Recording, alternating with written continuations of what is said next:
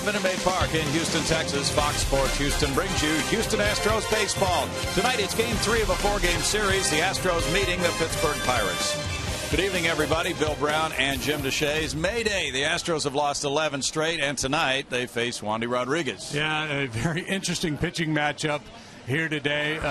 Veteran Wandy Rodriguez in a Pirate uniform facing the Astros in his very first start with the Pirates. He never even left town, just waited for the Buccos to get here. So a lot of emotion for Wandy as he takes the mound tonight with that 7-9 record. And Armando Galarraga, his wife just gave birth yesterday, so he's got a lot on his mind, too, including his first start in the big leagues in quite some time.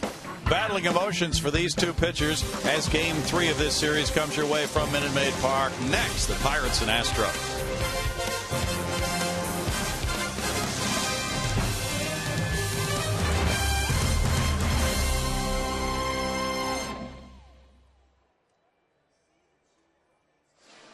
Bo, bo, bo.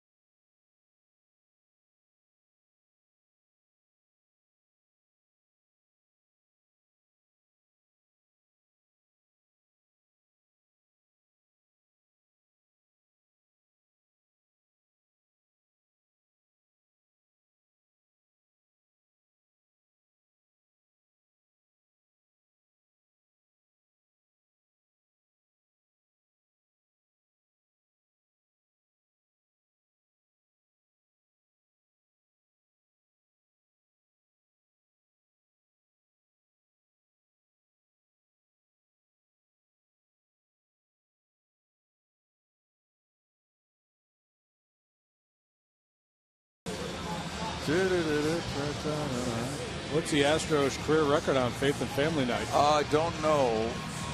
I think they're undefeated.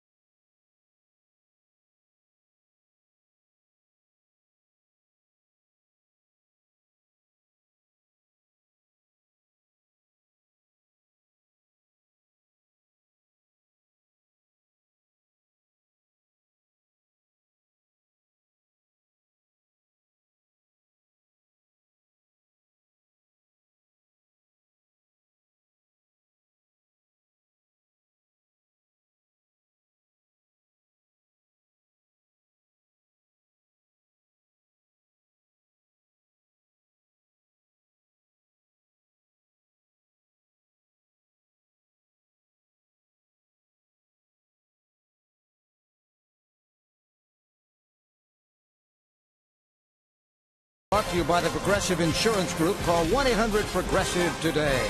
Greg Lucas on field level. It's the Astros and the Pirates. Interesting pitching matchup. The guys to call it all are upstairs. Bill Brown and Jim Deshaies. All kinds of changes happening with the Astros, including the man on the mound. And here is the Hyundai Pirates batting order that Armando Galarraga will be facing. Starling Marte left field, Alex Presley right, Andrew McCutchen center, Garrett Jones first base, Neil Walker second, Pedro Alvarez third, Rod Barajas catcher, Clint Barmer shortstop, Wandy Rodriguez pitcher. And it's Starling Marte ready to go. Armando Galarraga about to throw his first pitch as an Astro. Just became a father for the first time yesterday. Welcomed baby girl Savannah into the world at his home in Austin. His career best 13 wins came in 08 with Detroit. 13 wins since then. Released by the Orioles earlier this season. He had one start at A-ball after signing as a free agent with the Astros May 21st, but the rest of the time has been at AAA Oklahoma City, JD. And at AAA he was 3-2 with a 3.97 ERA. Made 10 starts. Fastball, slider, changeup pitcher.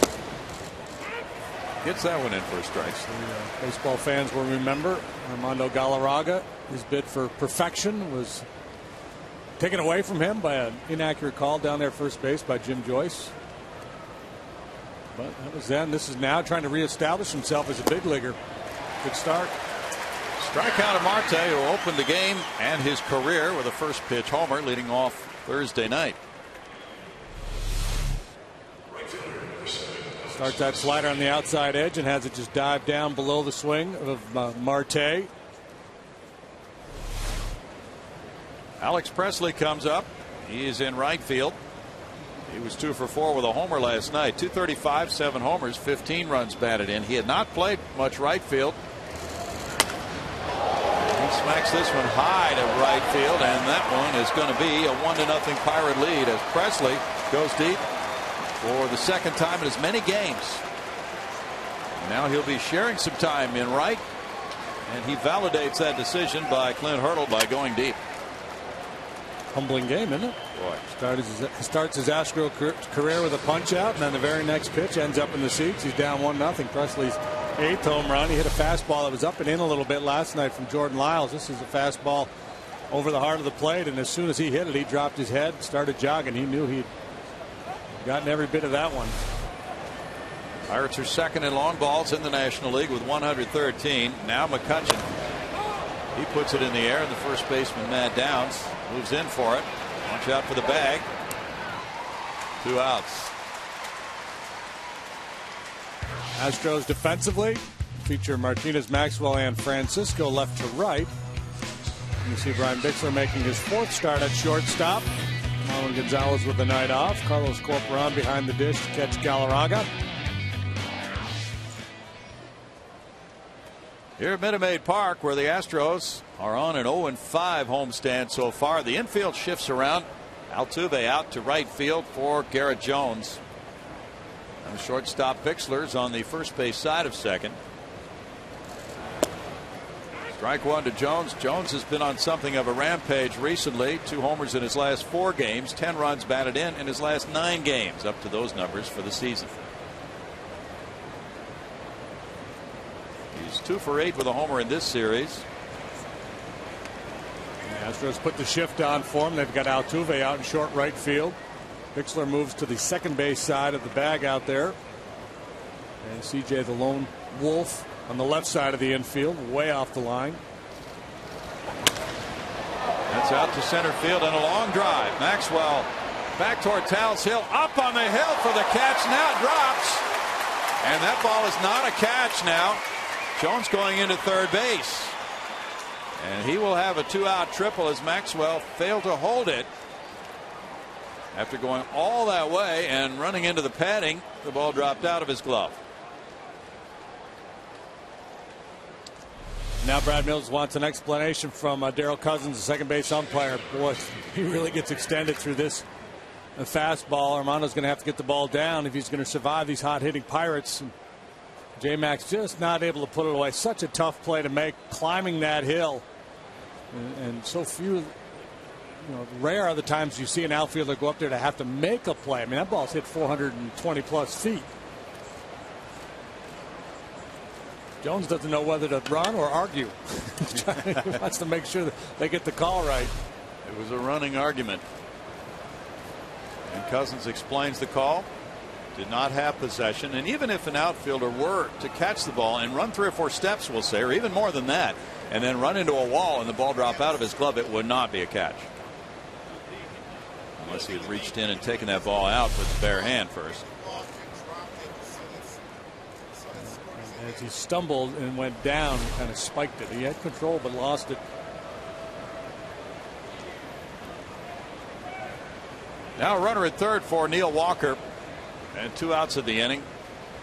Walker's hit in 22 of his last 26 games. Strike for Galarraga, trailing 1-0 already. So if he can stop this second run from scoring with the butterflies that normally accompany a pitcher in this circumstance, he can move on from there.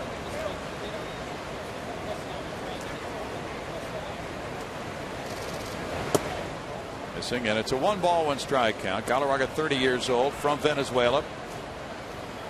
Pitched for Arizona last year. He was 3-4 with a 5.91 ERA. He was signed as a free agent in '98 by Montreal. Traded to Texas in the Alfonso Soriano deal. Went to Detroit in '08 in another trade. That's out toward left center field. Wide open spaces. Let's see if Maxwell can close it up. No need there. J.D. Martinez gets there. And it's 1 run, 2 hits, and a runner stranded at third. Wandy Rodriguez to the mound at a moment.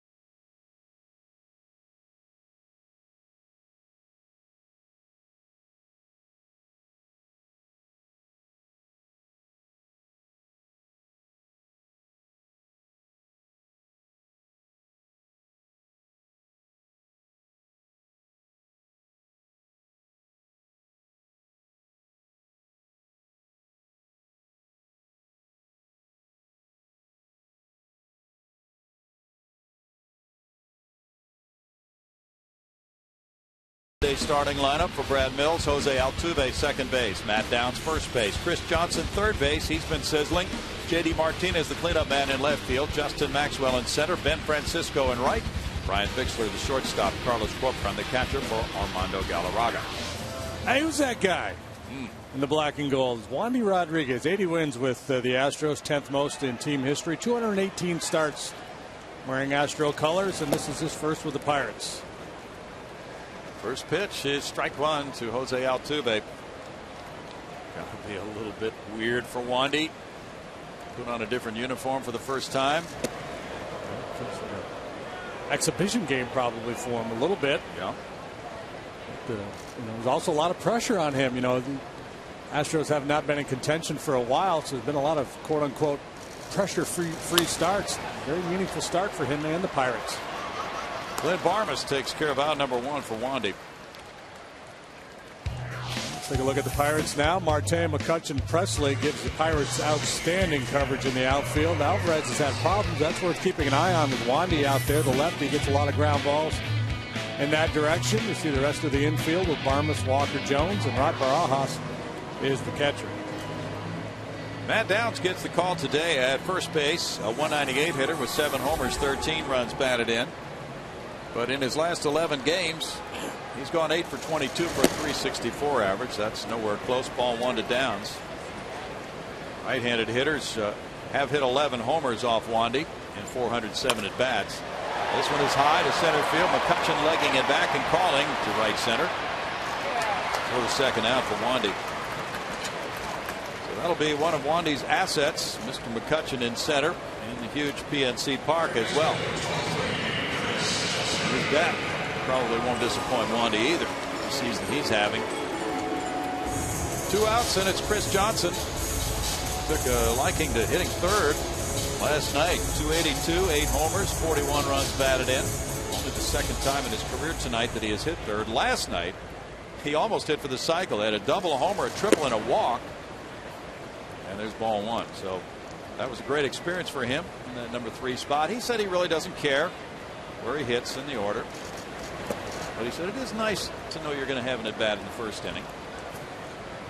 2 balls, no strikes.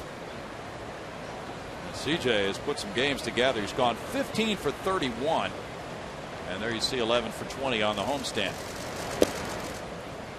Well, no secrets, obviously, between the combatants here. The Astros fully aware of Wandy's stuff and how he goes after hitters. He's got a pretty good idea how he wants to attack these Astro hitters, watching them play. 1-pitch walk. 23rd walk for Johnson. He's aboard for J.D. Martinez. Wandy goes for the rosin bag. Wandy trying to end a 3-game losing streak. He's lost 5 of his last 6.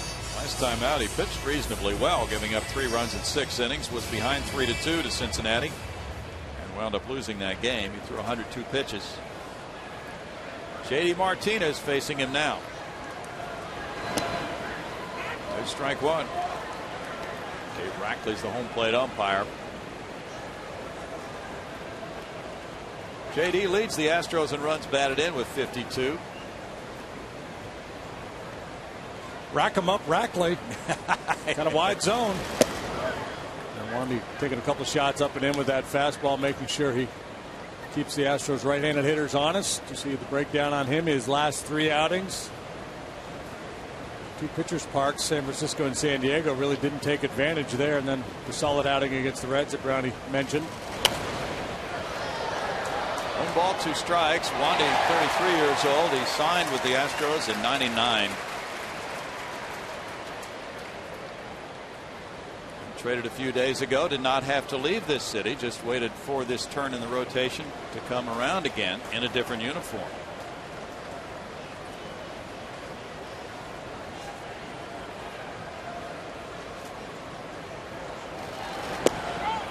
Swing and a miss for Martinez. He strikes out. That's the first inning, with the Pirates leading it 1-0.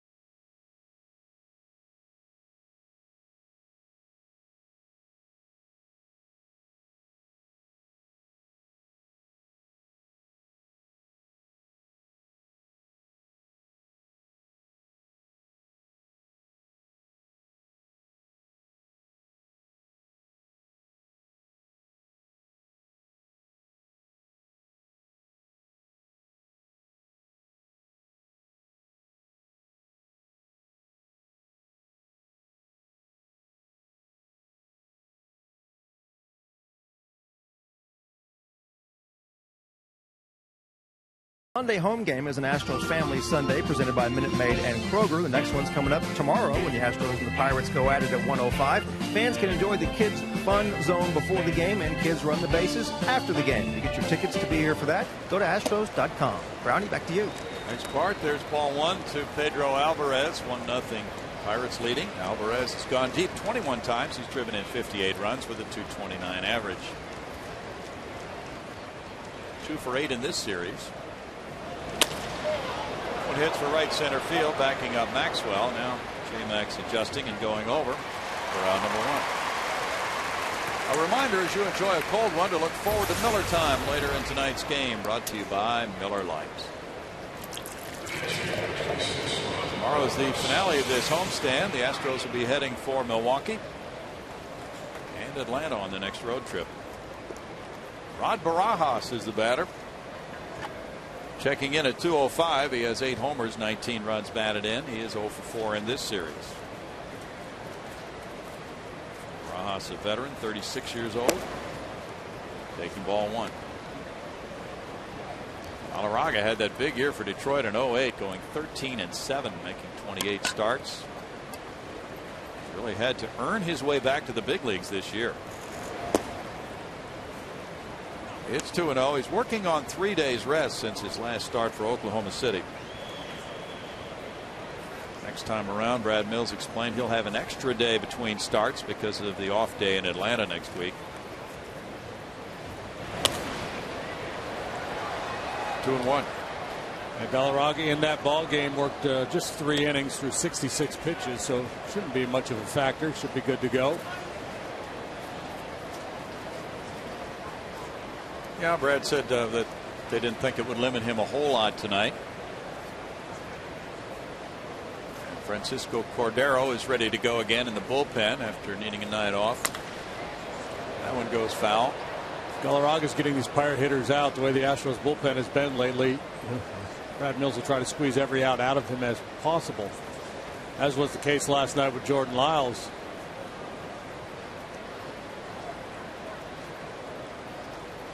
Pirates are 10th in runs scored in the National League, but they pitch awfully well. Foul back, and their record is 57-42. 2 games behind front-running Cincinnati in the NL Central coming into play today. The Reds start later tonight at Colorado. They have 12-game winner Johnny Cueto going against Christian Friedrich. Cueto with a 2.23 ERA that will be tested. Sounds like a mismatch. It does. Swing and a miss. Barajas strikes out. Number 2 for Galarraga. And both coming on that slider, a little sweeping slider. Moving away from Barajas. This is the way he started the game with Marte. Very similar pitch. Barajas, one of those guys, swings and misses a lot. When he runs into one, he'll take you deep on occasion. There's the breakdown on Galarraga. Came up to the big leagues with Texas in 07 for just a little bit. And then that Goodyear Brownie talked about in Detroit. And since then, it's been a bit of a scuffle for him. 2010 is that game I talked about earlier where he almost had the perfecto with 2 outs in the 9th. He lost it on the blown call. Well, what a heartbreaker that was. Strike 1 to Barmas. Clint fouls it. It snowballs 2 strikes. Clint at 204 with 5 homers has 27 runs batted in. He homered in the opener of this series Thursday night here, hitting 187 against right-handers, playing a good brand of shortstop for the Buccos after signing a 2-year deal as a free agent to join them following his season with the Astros last year. Barma strikes out. That's a 1-2-3 second for Galarraga and a 1-0 Pirate lead.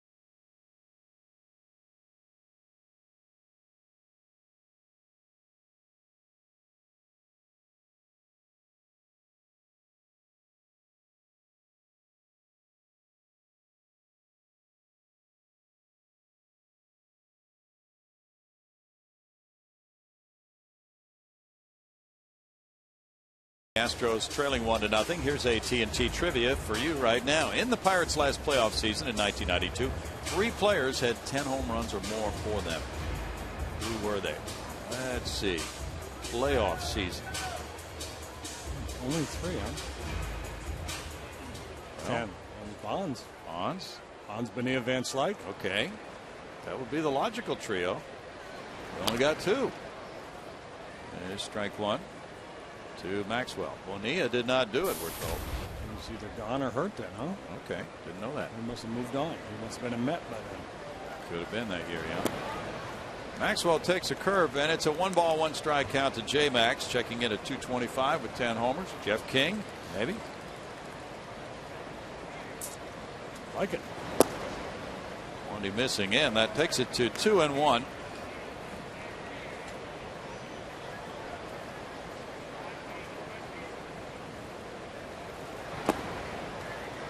Now 3 balls and a strike.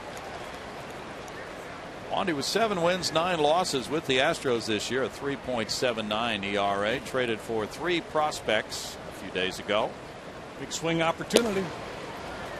Nothing to swing at. It's ball 4, the second walk for Wandy. This one a leadoff walk in the second. And the Astros will try to make him pay.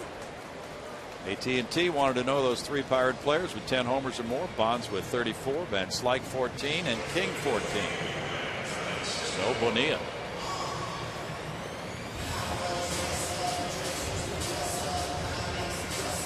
How about a Ben Francisco treat right here, JD? Yeah. 316, 1 homer, 2 runs batted in. He provided the fans in the Crawford boxes with one of those last night as he went 2 for 4 and drove in 2. Strike 1. Ben said he is not considered to be a pull hitter. He did pull that home run last night, but he typically likes to use all fields. The Astros claimed an outfielder / infielder on waivers, Steve Pearce, a former Pirate who was with Baltimore this year. And he'll be here tomorrow, we're told. No balls, 2 strikes. It was a day involving several transactions. Pearce, 254 with 3 homers, has driven in 14. A career 235 hitter with 12 homers and 66 runs batted in.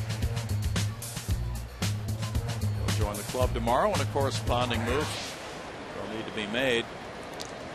And meanwhile, with the claiming of Pearce, that was only one of the transactions today. The contract of Galarraga was purchased, which meant he was added to the 40-man roster.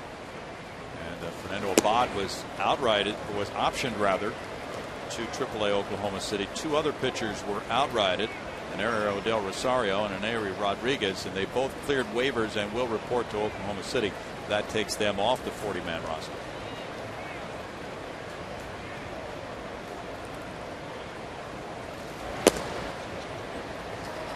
Now 2 balls, 2 strikes.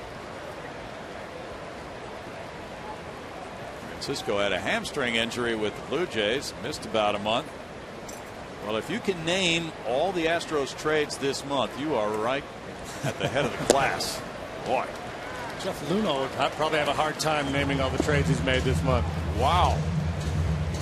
Oh, yeah, that's right. There was that one. I forgot about that. Been a head spinner this month, JD. Well, mission accomplished. That was one of the primary goals of this season. Get out from underneath some of these contracts, or as much of the money as possible, get some prospects, beef up that minor league system. That's ball 4. The runner was moving on the pitch. Back-to-back walks have Wandy in some trouble for Brian Bixler. Wandy hasn't been paying attention because he's treating his former teammates like they're the 27 Yankees. Well, he has some comfort in Clint Barmas, who just came in, his former teammate with the Astros, to try to settle him down. 311 average against Wandy. Runners in scoring position. He left 6 men on base in his last start. Bixler at 195 with 2 homers has driven in 7. Brian trying to snap an 0 for 11 right now. And the Pirates are pinching in, perhaps looking for a bunt with Corcoran on deck. The bunt is a beauty. There's Alvarez firing and barely getting him at first on the sacrifice by Bixler. Moving Maxwell to third and Francisco to second on out number 1. It's well done by Bixler.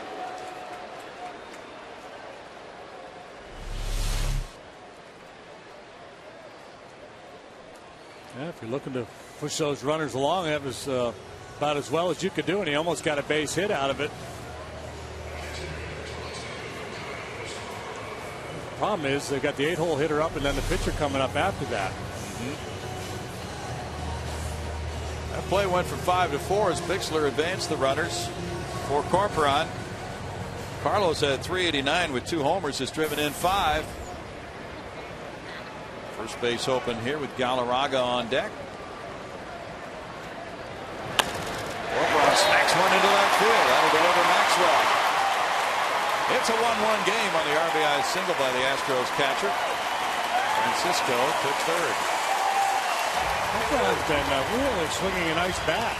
389 before that swing. He hasn't had a ton of at-bats, but pretty impressive what he's been able to do in the little bit of time he's been at the big league level this year. Not wasting any time, jumping on that first offering, RBI single. Galarraga taking a good long look down at Dave Clark. I would imagine he was talked to in the Astros dugout too. Probably Brad Mills went over a number of scenarios with him. Hey, if this is a situation, we're going to ask you to put down a sac bunt, be on a lookout for possible safety squeeze. If you have any confusion, you're new here, not sure of the signs, make sure you get with Dave Clark and talk it over. And now Clark is going to do just that. Walker in talking to Wandy as the new teammates get acquainted. A situation where more times than not this year, the pitcher up there first and third, one out, it's a safety squeeze. It's a sacrifice situation, and base runner on third base just reads the play. Last night Justin Maxwell scored on that play. Galarraga has not had a hit in his major league career and didn't get the bunt down. Very difficult to get a bunt down with that much movement of the bat. Kind of late getting it set and then jabbed at it. Matchup of hitless pitchers. Galarraga has never had a hit. Wandy hasn't had one all this year. He took it for a ball. That makes it 1-1. Corporon's OPS is over 1,200 in limited play for the Astros, so that's big when the number 8 hitter drives in that run after the sac bunt. Now Astros hoping for another sac bunt, which would bring up Altuve. Doing his best Ted Simmons imitation here. That's a good one. And Galarraga works the count. 2 balls and a strike. Simba, switch hitting catcher, a tremendous offensive player.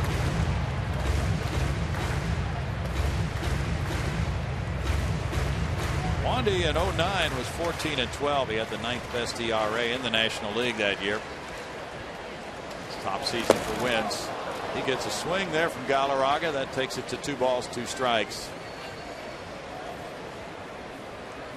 Wandy, one of the real consistent left-handers in the game during his time, which began in the 05 season. He was the last holdover from the Astros 05 National League Championship team. Now there are none.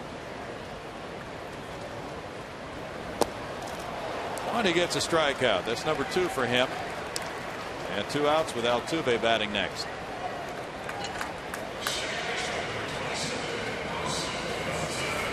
Altuve bounced to shortstop in the first. Astros with 11 losses in a row, tying the club record for one season that was set in '95. They've done it spanning 2 seasons one other time. Altuve can give them the lead if he delivers here. Hitting .303 with runners in scoring position. Altuve has 110 hits to lead the club. Also leads the club in total bases. He takes strike 1.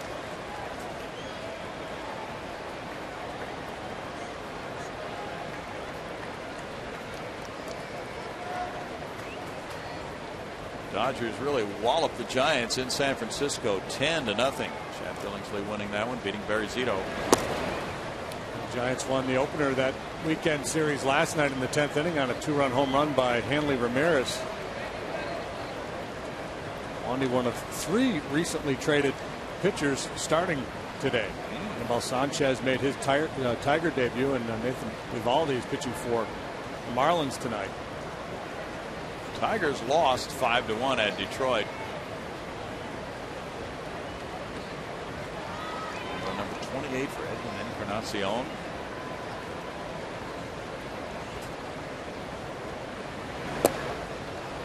Altuve's waiting, and he hasn't seen a pitch once he got to 1-1 there. That was close. So now it's 2 balls and a strike with Downs waiting next. Altuve has drawn 22 walks.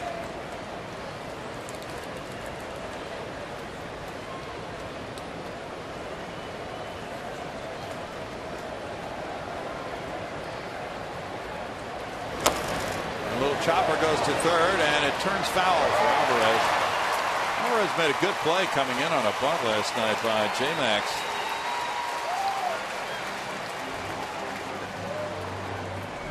He may not be the best defensive third baseman around, but he does seem to come in on balls pretty well. Ball had a lot of side spin, kicked it foul. If not, would have been a base hit for Altuve and a lead for the Astros.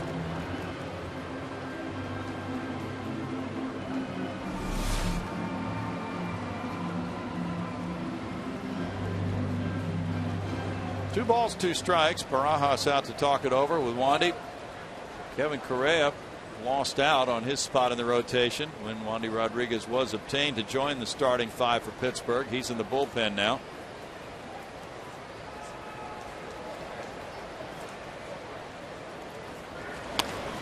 Pulled out to shortstop, where Barmas will toss underhanded to Walker. And it's 1 run to tie it for the Astros on 1 hit. They leave 2. It's 1-1 after 2.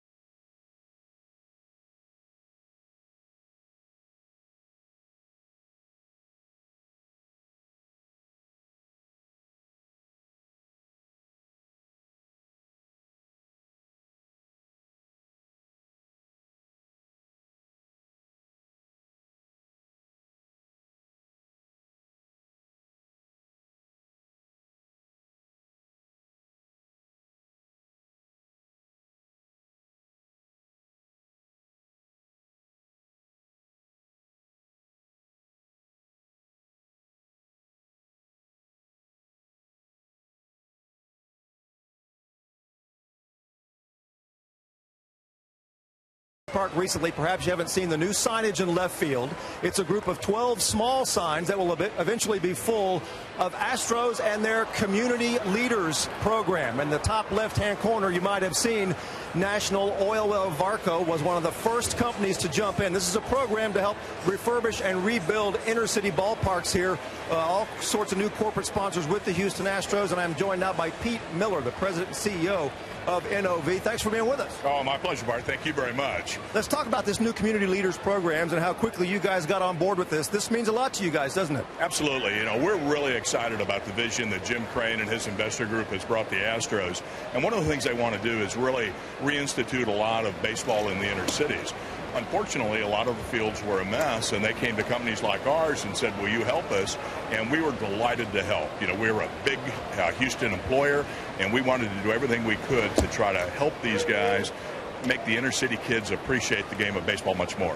You are a big employer, somewhere between 10 and 11,000 employees here in Houston. Here in Houston, we're about 55,000 around the world, but here in Houston, we're big, and we believe in giving back to the community. We love Houston. We think it's a wonderful city.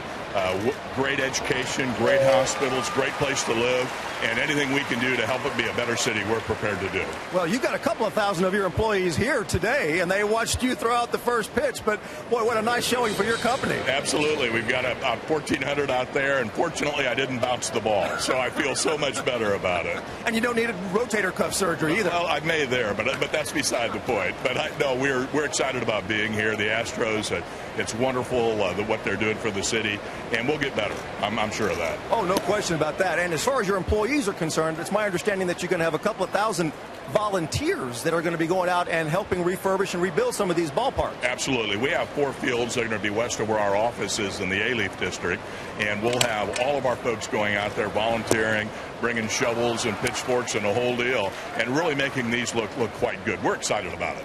Well, Pete Miller, you and your company should be very proud. That's great work you're doing in the community. Thanks for being with us. Well, thank you. It's my pleasure. Thank you very much.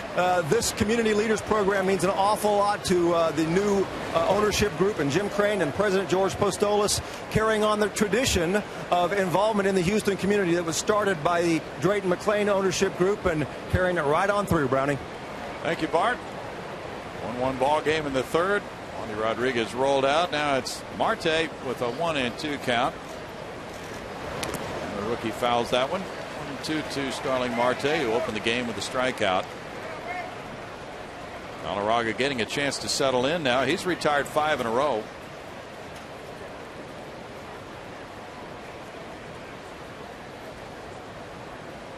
Marte was produced by the Pittsburgh Academy in the Dominican Republic. He had been playing center field at AAA, where he had very solid numbers at Indianapolis. That one goes to center, and it's Maxwell drawing a bead on it as he runs. For out number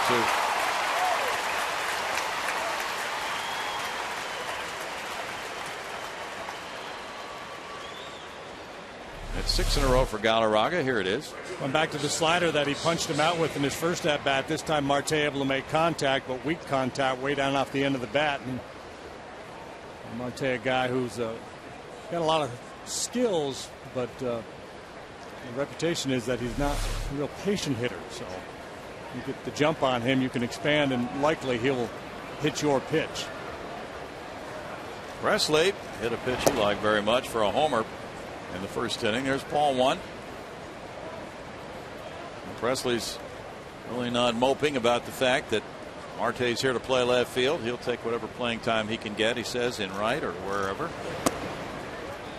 And he may come in defensively late in the game sometimes, JD. Yeah, well, that's the thing. You got to know your place in the game. And if you're not playing every day, there's a reason why you're not playing every day. And you start grousing about it, and then there's going to be even more of a reason for the manager to throw you in the doghouse.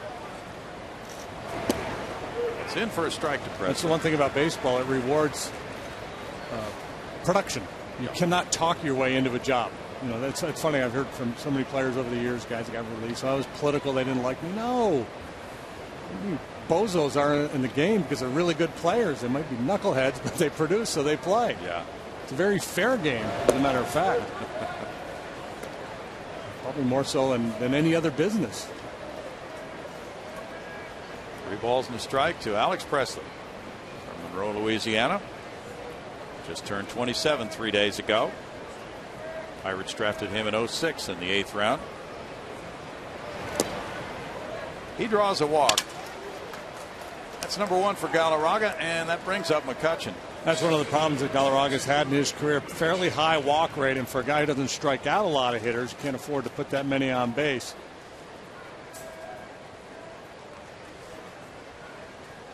Doug Brocail watched last night, and Brad Mills decided with McCutchen batting in the 8th inning to make a switch. Wesley Wright had been the pitcher who retired Presley with a 1-run lead to open the 8th inning. He went to play right field while Wilton Lopez came in, but McCutchen got a double off Lopez, one of his 2 doubles in the game. Taking ball 1. Well, I can already tell one of the things that Doug Brocail is going to try to do with Galarraga is to get him a little more north and south with his shoulders instead of east and west. You see him fly open, and that ball runs up and in on a right-handed hitter.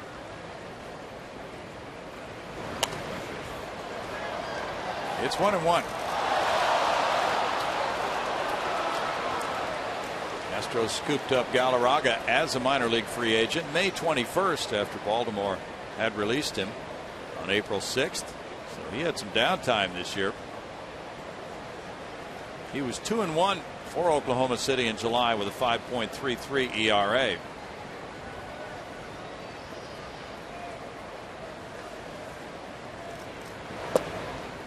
Looked pretty good, but not to the umpire, Dave Rackley.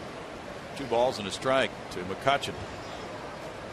Making a bid for a batting title with that .369 average at game time, the best in the National League this year.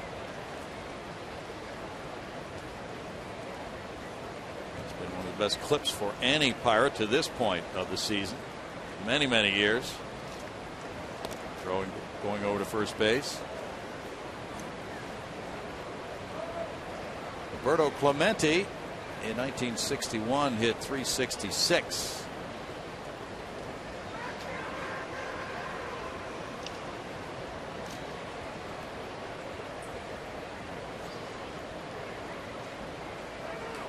I'm calling McCutchen very balanced in the box, doesn't fool easily. You see him there. He starts with his hand set low, and then as the pitcher's getting ready to deliver, he'll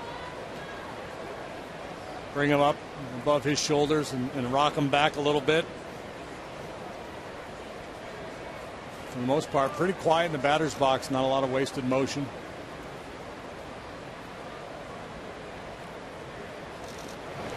In the dirt. Just checking back on Clemente. He was hitting .366 to this point of the season. In 61, he wound up at .351, winning a batting title. And he won a total of 4 of those in his illustrious career. 3 balls and a strike to McCutchen.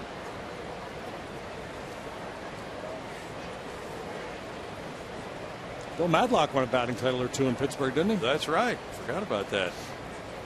Late 70s, maybe 79 or so. Yeah, he won 2 in a row. Well, he might have won one with the Cubs. There's a strike, making it 3-2. We'll check on that. Yeah, Madlock in 81 and 83. Okay. Dave Parker won a couple. Freddie Sanchez, the most recent Pirate to win a batting title in 2006. He hit .344. Runner going on 3-2, and it's foul. Well, this guy could really be something when his career has finished. He's 25 years old. Hit .370 in the month of June for Player of the Month honors. He has just absolutely exploded on the scene after hitting .259 last year with 23 homers, 89 runs batted in. And a premier defensive player as well. Runner going, and it's foul back. In his last 10 road games, he's 20 for 42 now.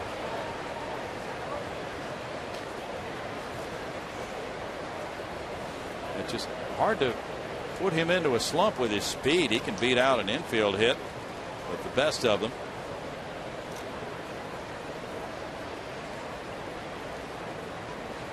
Fort Meade, Florida. Runner going, and it's grounded to third. Chris Johnson across for out number 3. No runs, no hits, 1 man left. In the third, it's tied at 1.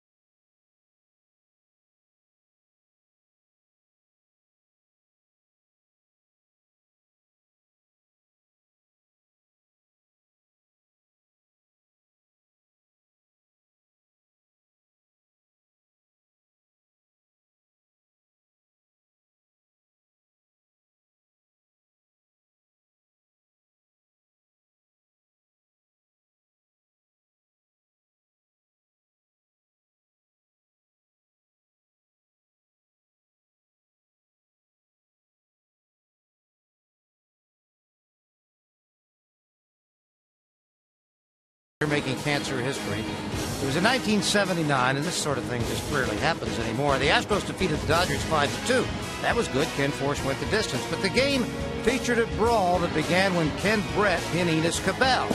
That was precipitated by Cesar Cedeno spiking Steve Yeager at the plate. Players are much friendlier these days. That's brought to you by the MD Anderson Cancer Center. Matt Downs leads it off, home third inning, taking ball one. He hit a fly ball to center field in the first inning. The game's tied 1-1. Johnson and Martinez to follow against Wandy Rodriguez. Curveball stays outside for Wandy. That makes it 2 balls, no strikes. Yeah, in the 70s and 80s, it seemed like there was a lot of bench clearing incidents. You hardly ever see that anymore. McCutchen comes in, which is a good thing. It is a good thing. 1 down. Chris Johnson drew a 4-pitch walk in the first inning. This is well aware of the trade rumors out there. The trade rumors surrounding CJ? Yeah. Oh, I didn't know that. Where to? Don't know. Well, the Yankees could be looking for a third baseman. That doesn't seem to be a fit. He hits this one foul and out of play. Strike one. At one point, the Dodgers also were thought to be interested in CJ. Yeah, that probably went away now that they got Hanley, though. Yeah. And that Cruz kid that's been filling in for D. Gordon's got like an 11-game hitting streak going.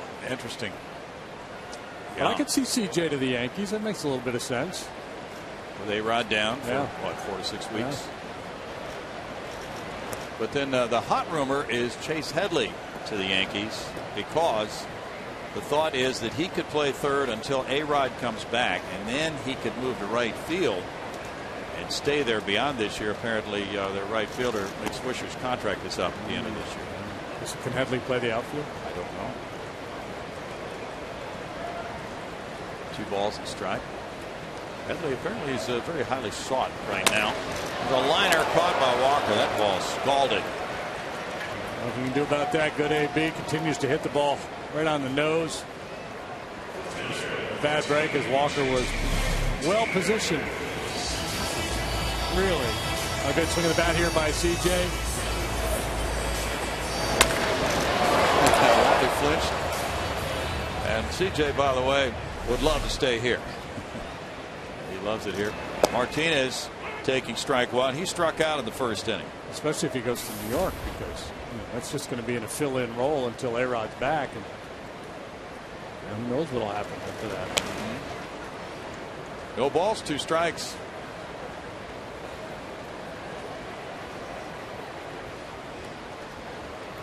Greinke goes tomorrow for the Angels.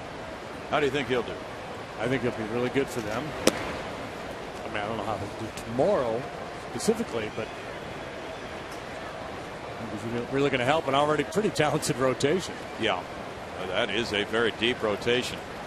Seems to be set up well for postseason if they get there. They gave up 3 AA prospects, and according to the reports anyway, the Rangers just were not willing to ramp up the prospect price to make that deal themselves. Be interesting to see if the Rangers try to make an acquisition of their own after what they've already done. 2 balls, 2 strikes. Currently, it's a 4-game lead for Texas over the Angels. Oakland is 4.5 back. Imagine what's kind of frustrating the Rangers right now is the fact that Ben Sheets signed with the Braves, because they had Sheets. They took a look at him last year, was it? I believe so, yeah. He was with them a little bit, rehabbing. Yep, you're right. And then didn't work out. He went home, and then this year, just recently signing with the Braves, and he's been lights out. I mean, so you get that kind of a pitcher without having to give up anything. Health is an issue with Sheets. We'll see how he holds up the rest of the way. There's the American League win leaders: David Price, Weaver Harrison, Chris Sale, the young lefty we saw in Chicago. Boy, he's a good one. He is outstanding. That, by the way, was a walk. They didn't know it at first, but after a little pause, J.D. Martinez was told it was ball 4 on the 3-2 count. So that's the 4th walk for Wandy. And it's Justin Maxwell. He drew the second walk. That was the leadoff walk in the second inning and came around to score the Astros run. That's a high number for Wandy in walks this early in the game. Don't get many swings and misses at his curveball. I think the Astros have a good read on that pitch tonight.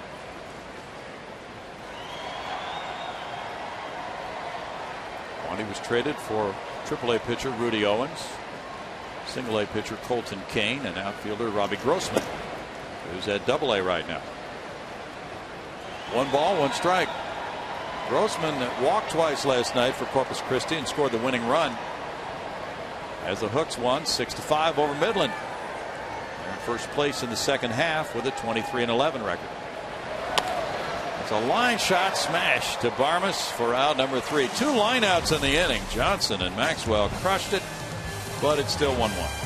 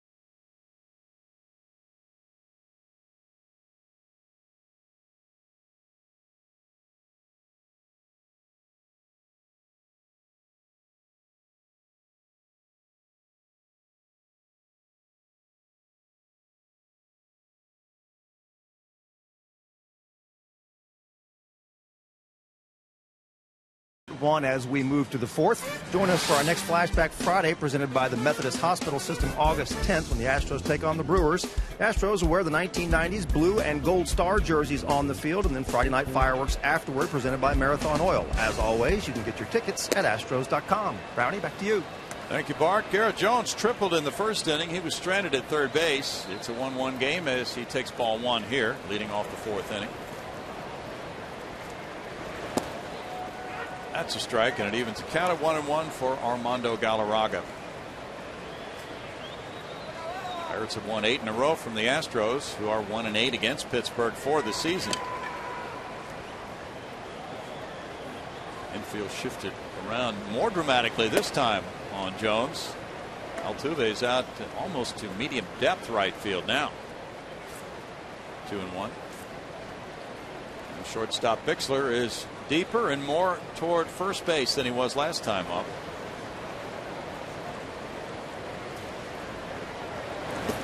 Oh, he chased one there, 2-2. It's been, as you pointed out, JD, this is one of the interesting developments. We've seen more shifting this year than ever before by far.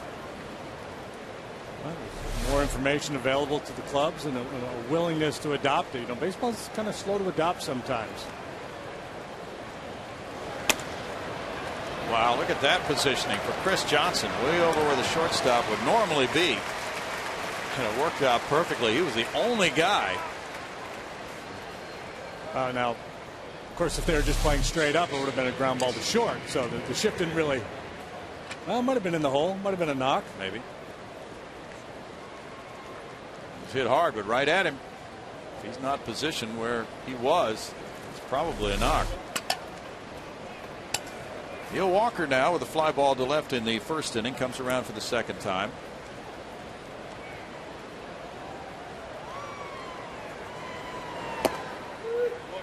Galarraga delivers ball 1 to Walker. Galarraga in his career 0-1 against Pittsburgh in 2 starts with a 5.59 ERA. Tomorrow, the finale of this homestand matches Lucas Harrell and James McDonald at 105. That's high to right field. That looks like a go-ahead homer. Walker hits number 10. 2-1 Pittsburgh as Walker goes deep, giving him 48 runs batted in.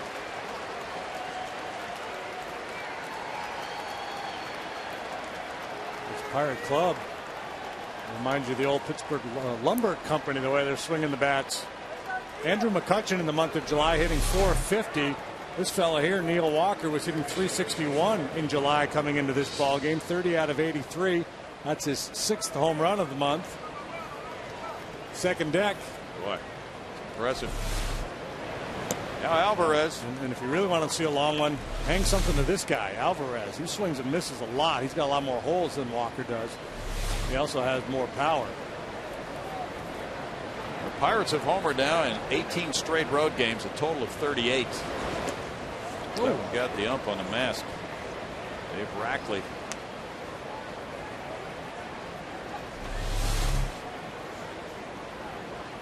Change up, turned it over, bounced it out in front of home plate. Rackley takes it right off the grill.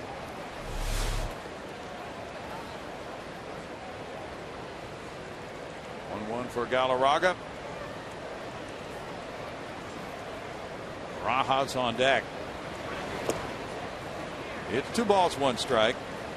Well, McDonald, who goes tomorrow for the Buccos, is 10-4 with a 3.15 ERA. Lucas Harrell, a hot hand for the Astros, really throwing the ball well. He's 7-7. 54 pitches so far for Galarraga. McDonald's been very good for the Pirates this year, but lately has not been particularly sharp since the All-Star break. He has an ERA above 8. We might see Chucky Fick in this game, the new Astro who joined the club last night. 3 1/3 for Galarraga. He's not expected to go 7 or 8 innings tonight. Working on 3 days rest. He could. That would be great. Well, I mean, who goes 7 or 8 innings anymore anyway? How many starts have the Astros had this year where somebody's given them 8 innings? We're going to check that Probably out. 5 or fewer would be my guess. You will be getting an answer within, well, the bottom of the hour. Keuchel had a complete game. Harrell had a complete game. Swing and a miss there, and Alvarez is toast. Strikeout number 4. Yeah, well, Alvarez, one of those guys, just an unwillingness to change his approach with 2 strikes. He's still swinging for the downs. That's his game. So he lives with the strikeouts and way out in front of that off-speed pitch from Galarraga.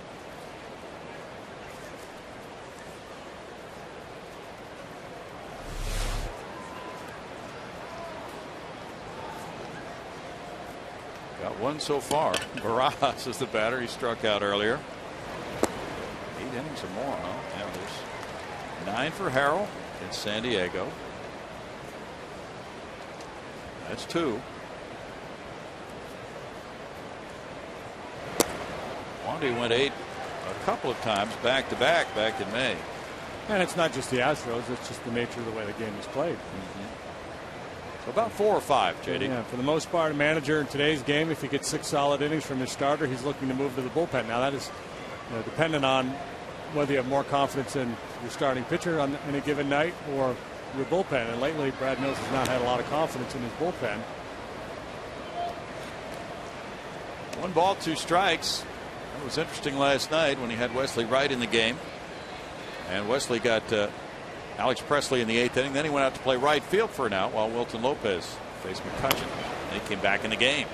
Yeah, and I've talked to a number of people today. Said, man, you can't be doing that. And I said, well, think about it. Think about the way the Astros bullpen has performed lately. What's the difference if you lose in the 8th or 9th? Mills identified the 8th inning as probably the more problematic inning with the middle of the order coming up. And in particular, Andrew McCutchen. Lopez had been good against McCutchen in his career. So for me, it made perfect sense to do what he did. It just, you take your chances. They got through that inning. And then, take your shot in the 9th. It didn't work out. But to me, there's no merit in losing in the 9th as opposed to the 8th. You don't get points for holding the lead for X number of innings. You're trying to win the game. Right.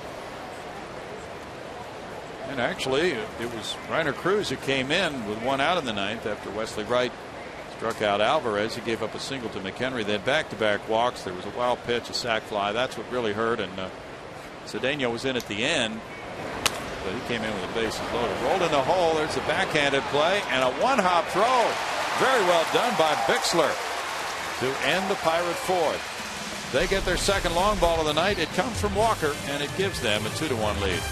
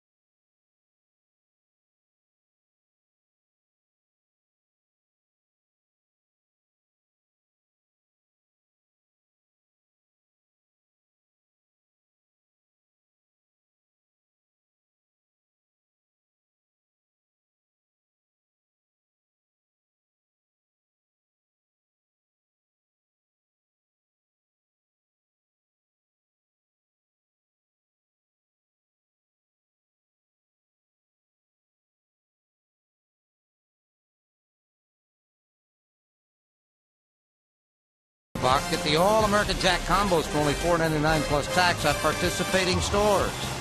Buy the all-new Mazda CX-5 with 35 highway miles per gallon. And buy the Coshada Casino Resort, the largest, most exciting casino resort in Louisiana. Don't forget Bill Brown's book, MyBaseballJourney.com. That's the spot to go. There's some folks happy that Wandy put in some good work. We're happy that Brownie wrote a good book for good work, and you can get it at mybaseballjourney.com. That, of course, proceeds go to the National Foundation for Ectodermal Dysplasias. Brownie? Thank you, Greg. 2 balls, no strikes. Well, those folks paying tribute to Wandy, who's second to Cole Hamels in strikeouts since he made his debut in 2005. Ranks high among National League lefties, and the second in wins to Cole Hamels. That doesn't help Ben Francisco. He thought he had ball 3, and it's 2 balls and a strike now. Well, Rackley has shown a willingness to call that pitch off the outside corner, and neither pitcher has really exploited it that often. If I'm Wandy and I recognize that, I just start pounding away out there. That's foul. Ben's checking his bat. He doesn't like what he sees. He'll go back for another. 2-2 to Ben Francisco. With Steve Pearce joining the Astros tomorrow, that'll change the mix. It'll necessitate somebody moving out of the 25-man roster. 40-man roster too, right? Yeah. So it's going to have to be another outright. Good point. Stay tuned. The changes are frequent. Swing and a miss. Francisco strikes out. That's number 3.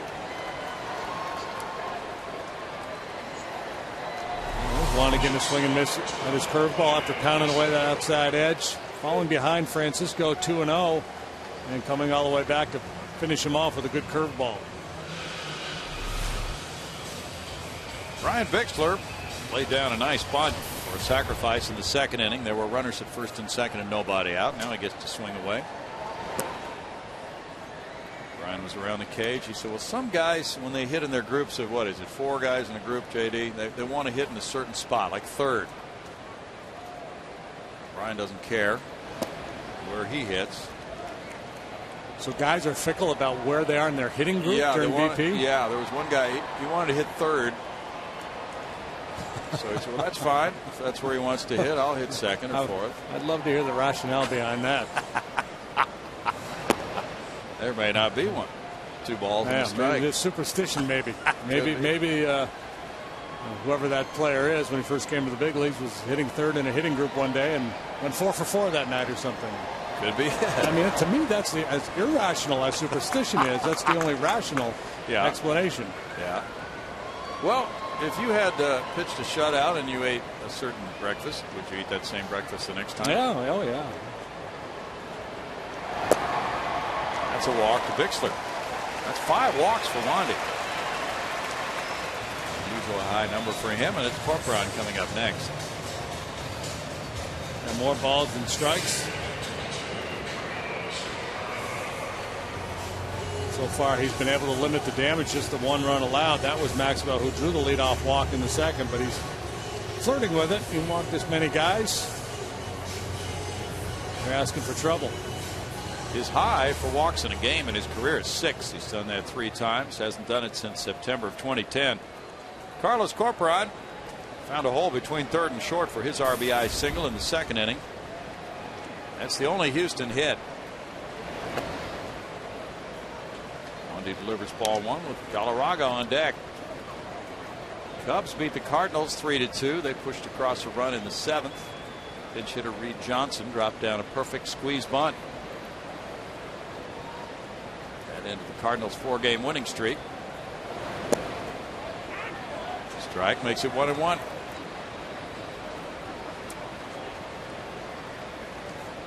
What's the latest on Ryan Dempster? You hear anything on that? I have not. Saw one story today that said, even though the Braves have moved on from Dempster, there was a chance they would revisit it.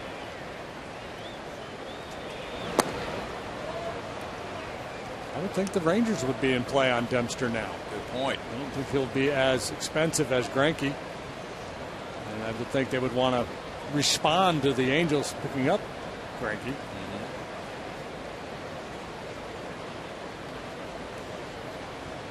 Marlins, I don't know if they're dangling Johnson or not. Josh Johnson, there's been some talk about him, but apparently the asking price is very high.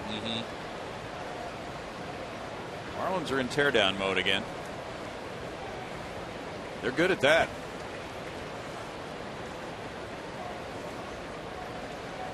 Seattle beat Kansas City 4-3. Kevin Millwood won that one over Bruce Chen. Wilhelmsen got his 13th save. Montero his 10th homer. Smacked out to center field. McCutchen backing on it. Corcoran put a pretty good swing on, but it's out number 2. I was thinking the same thing. Another bit of solid contact from Corp. Didn't get the luck to find a hole for it. Here's the swing. And just out far enough away where you're trying to pull this ball out away from him. See, he catches it off the end of the bat. Doesn't quite get it on the sweet spot. He didn't barrel it up. He didn't square it up. Okay. He didn't get on the backside. What should he do to barrel it up? Try to hit that ball to right center instead of trying to pull it. Okay. Armando Galarraga struck out in the second inning. Garrett Jones watches that pop go back into the crowd. There's strike 1. This is Faith and Family Night at Minute Maid Park. The second one of the year. Mercy Me will be in concert after the game tonight. Don't be afraid to pray for a win, folks. Oh, they're praying. 11 straight losses. It's been a drought. Boy, see Father Tom down there from St. Anthony, Padua in the Woodlands. He's here. Okay. We can use Father Tom.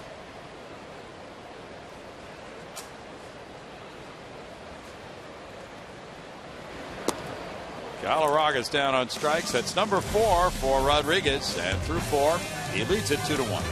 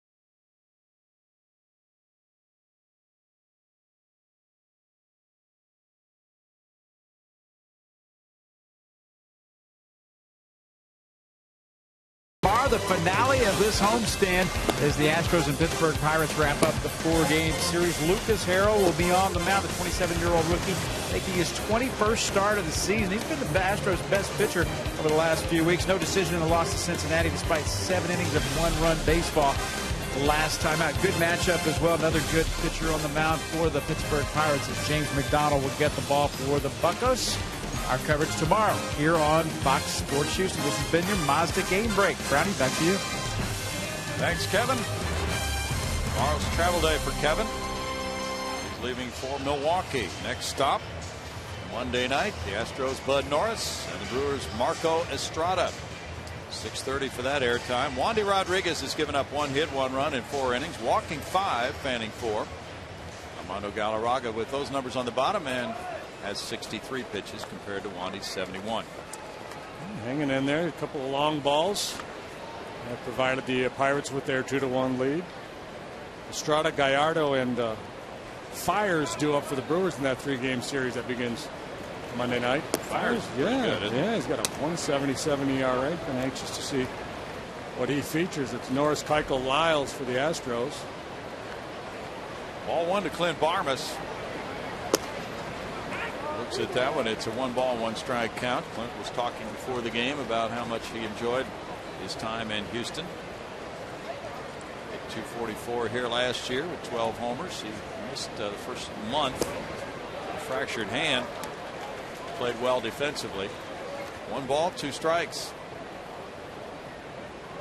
He returned to shortstop, and that's what he really enjoyed because he had been a second baseman. He was converted when Troy Tulowitzki came up from short to second by Colorado and really enjoyed returning to that shortstop position. That's out to right field, and Francisco plays it on a hop. A single for Barmas to right. Hit number 4 for the Buccos. After last inning, Clint Hurdle went out and had a chat with the umpires, and then right before the inning started, Daryl Cousins, the crew chief, talking with Armando Galarraga on his way out, and read his lips a little bit. He said he's got to wipe off, and then the Astros dugout wanted to know what it was all about. And he said, yeah, if it goes to his mouth, he has to make sure he wipes off. Now Wandy Rodriguez up to bunt. It's 5 sacrifice bunts. That rule changed a couple years ago. It used to be you could never go to your mouth on the dirt. Now they allow it, but you still have to wipe off. Fouls it, strike 1. Wandy now 0 for his last 38 when he swings away. The Pirates would be happy if he would advance Barmas to second base here. Well, if we apply all the other sabermetric principles to Wandy, he's due to get hot here. You know, he handles about halfway decent. He's probably got 3 hits in him between now and the end of the year. Bunted, and that's bunted well. Downs will just tag him. 1 out. Sacrifice 3 unassisted. Barmas to second.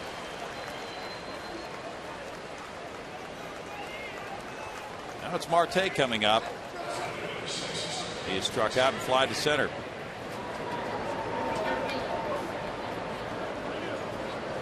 Wandy is the all-time leader in Astros club history for strikeouts by a left-handed pitcher. Second in wins and starts. Also second all-time in wins at Minute Maid Park with 46. Corporon talks it over with Galarraga before Marte hits, with Presley on deck. Starling Marte was signed for $85,000 as a free agent in 07. Rene Gallo has been running the Latin American operations for the Buccos. He lives in the Houston area. Says there's more talent coming from the Dominican.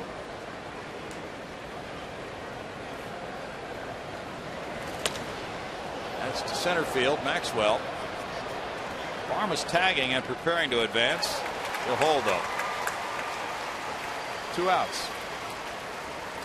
And Presley comes up.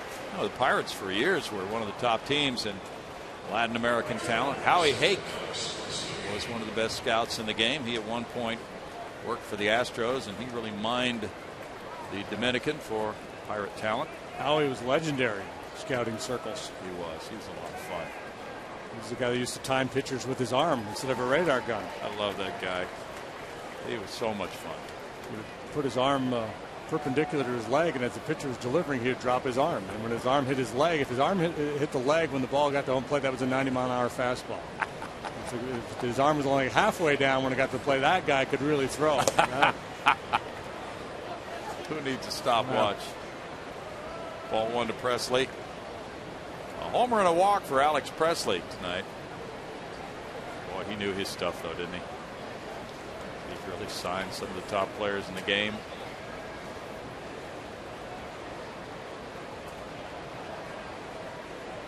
And the Pirates parting with 3 prospects in the Wandy Rodriguez deal to the Astros, so those clubs matched up very well, even though they are in the same division. That, of course, was not a deterrent at all to a deal like this. So far apart right now. Yeah, they're not going to be in the same division in the future. True. And, if you're Jeff Luhnow, you'd be more inclined to trade with the Pirates right now than you would be with the A's or the Mariners or anybody in the American League West. The Dodgers are making a run at the Giants. They're only a game out in the NL West. That's a fierce rivalry. And it's Kershaw and Vogelsong tomorrow in the finale of that 3-game series. Fun matchup there.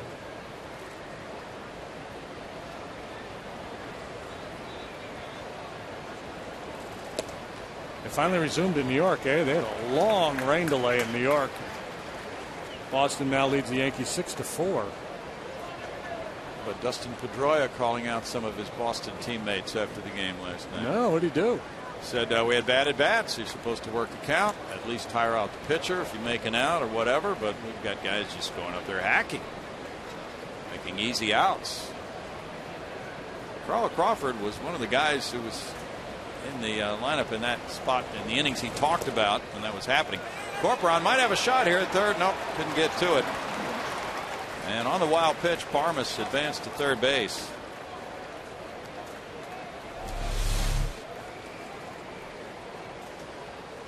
It's like a changeup or a 2-seam fastball in the dirt that Carlos wasn't able to keep in front. And Parmas, that's a good look there at a base runner with his secondary lead. Shuffling off the bag, ready to react. One more of those, and the Pirates have a run. Well, little things are turning against the Astros, and they're mushrooming into big things during this losing streak. Swing and a miss, and Presley is down on strikes. So Galarraga is not bothered by that little thing, and it's no runs a hit. Another runner stranded at third, 2-1 Pittsburgh.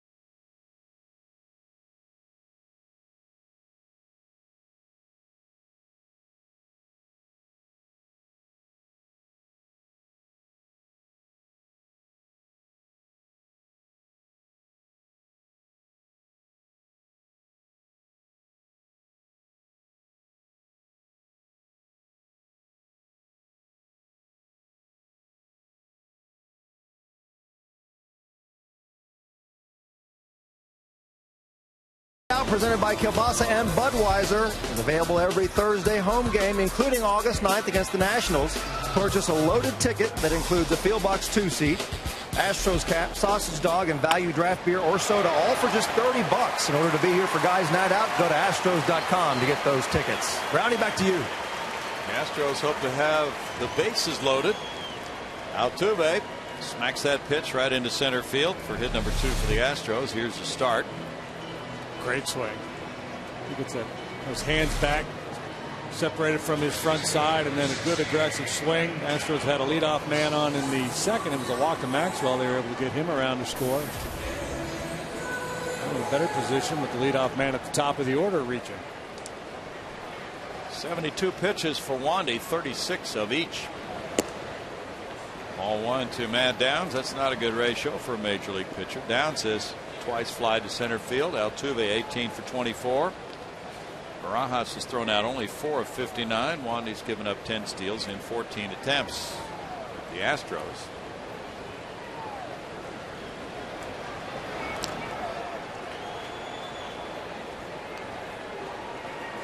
John Lester is going for Boston in New York with that 6-4 lead JD talked about after 6 for the Red Sox over the Yankees. Adrian Gonzalez hit a 3-run homer off CC Sabathia, his 10th of the year. Bunted foul. Well, he had Alvarez deep down there at third base, so Downs tried to exploit it. Not a bad idea. 10 out of 14 successful against Wandy. You would think the lefty he'd be a little bit better at holding base runners, so it is certainly a go situation here for Altuve if he can get any kind of read on Wandy. Astros 7 for 7 against the Pirates. He's going. There's a ground ball and diving play by Barmas. He threw it from his knees, but that's an infield hit for Downs. First and second, nobody out. Spectacular effort by Barmas, but Downs got the hit. I couldn't believe he threw it, but it was quite a play. And pitching toward the middle, that double play depth. Nobody on base. That's a routine ground ball to short, but you see where he starts. He's over and in, so he really has to get after it. He's treating on an angle. Yeah. And to track that ball down. Very nice stop by Barmas on an infield hit, and the Astros set up shop. And they got the right man up here in Chris Johnson, the way he's been swinging it. No doubt. Ball 1 to CJ. He walked on 4 pitches in the first. He crushed a line drive caught by Walker at second in the third on a 2-1 count.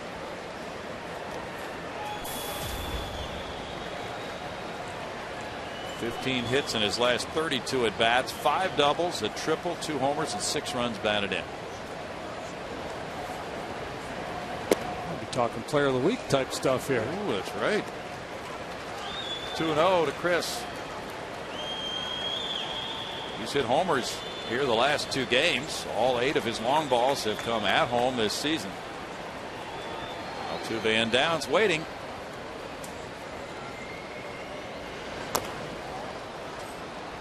Two balls and a strike. And this becomes a critical point in this game with the Pirate bullpen. Very good at protecting leads. The Astros would like to swing on top here in the 5th inning. Last 7 days, CJ hitting a National League best 500 with a .929 slugging percentage. He's hitting .310 with runners in scoring position this year. To right center field. Altuve will go back to tag. McCutchen in position for the throw. Altuve's moving. The throw comes into second. That's a long out number 1, but Altuve does get to third base on the play. As CJ frustrated, had a pitch that he's been hitting hard lately. Put a pretty good swing on it, but just didn't square it up. Got under it a little bit. An important 90 feet gained here by Altuve as he stands on third base with just 1 out. It's JD Martinez batting. He has grounded into 14 double plays, which is tops on the Astros. Matt Downs, the runner at first, 2 for 6 in base stealing. Pirates set up with Barmas and Walker at double play depth. But JD would like to avoid the ground ball. Hit right at somebody. Hit a pitch he can lift. Strike 1.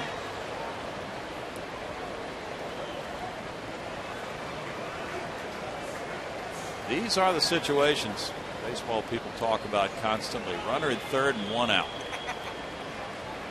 Critical situation with the club trailing by 1.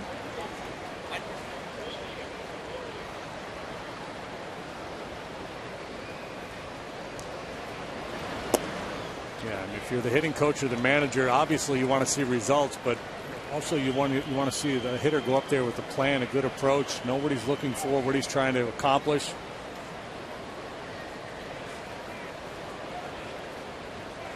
To me, like JD was guessing curveball, the way he attacked that first pitch curveball, he didn't do anything with it. That's not going to help.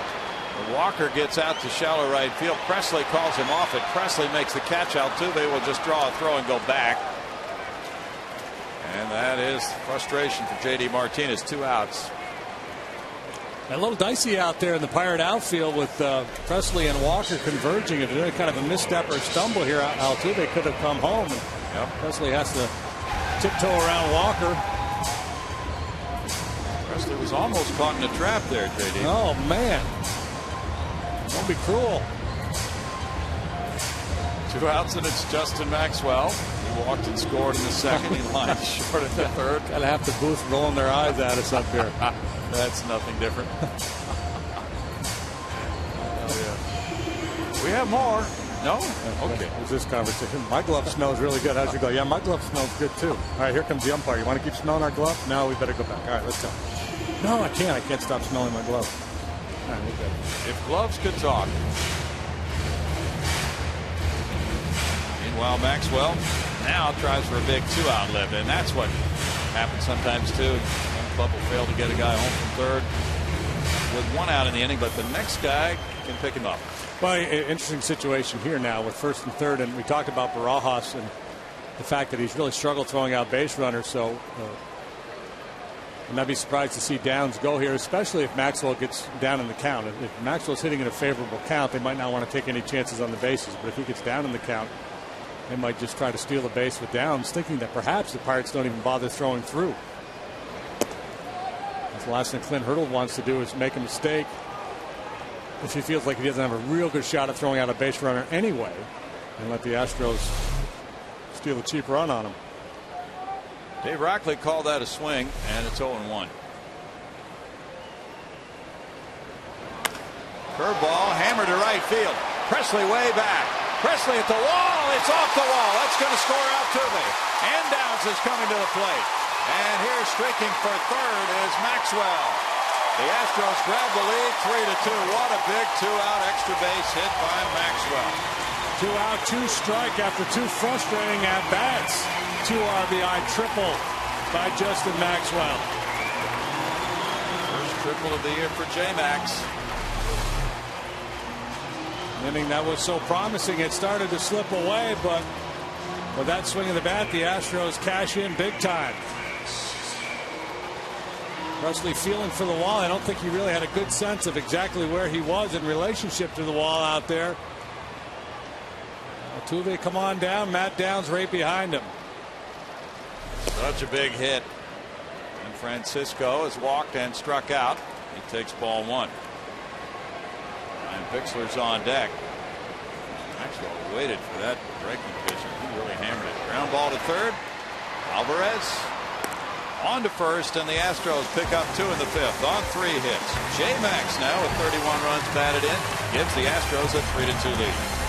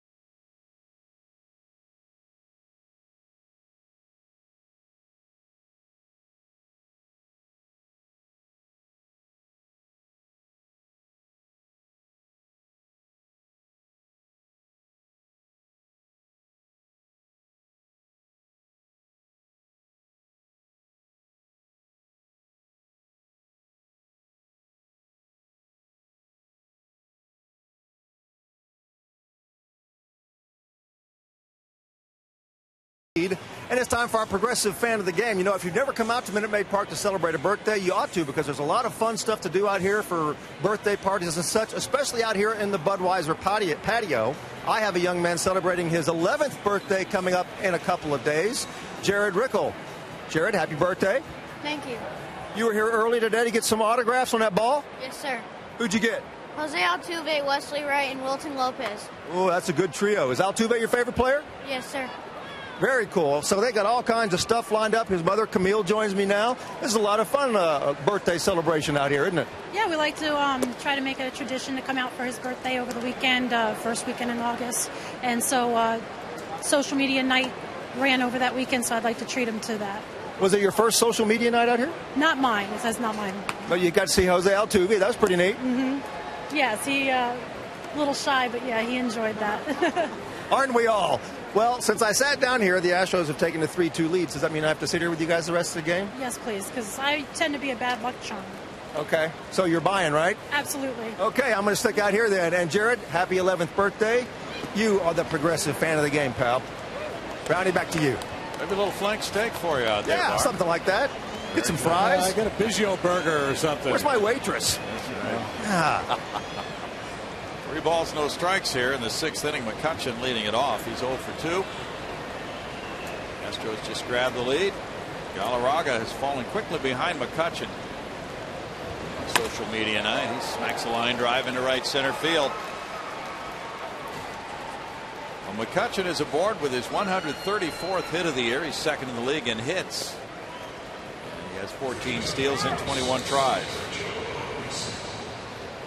Hit number 5 for the Buccos. McCutchen's aboard for Garrett Jones, who tripled in the 1st inning and grounded out in the 4th. Yeah, very dangerous stretch in this ball game now with McCutchen aboard to lead off the inning. And 3 very dangerous hitters to follow. All will be swinging from the left side of the plate. Jones straight left, Walker switch hitter, and then Alvarez. Jones and Walker have had good swings tonight. Jones tripled in the 1st. Walker homered last time up, and with all that, the lefty Wesley Wright gets up. And that may be it for Galarraga. He's at 79 pitches. 51 have been strikes. He's working on 3 days rest. I think this is more about where the Pirates are in their lineup and who they've got coming up than anything about Galarraga. I think if Millsy makes a move here, it's just to get a lefty in the game. Jones, a left-handed batter next, then switch hitting Walker, then lefty hitting Alvarez.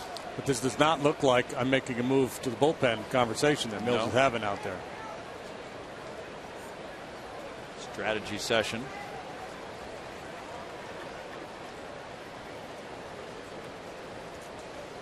Tough stretch, obviously, for Brad Mills, with the club losing 11 in a row. And some blown saves in the late innings. 11 in a row, and what, 2 of their last 25 they've won? 26. 2 and 24 is what they are? Yep. So Jones with Bixler and Altuve playing for a double play. Looks at ball 1, nowhere close. Oakland 3, Baltimore nothing. Bottom of the 5th inning in Baltimore. Bartolo Colon has a shutout going with home run support from Yoenis Cespedes, his 14th.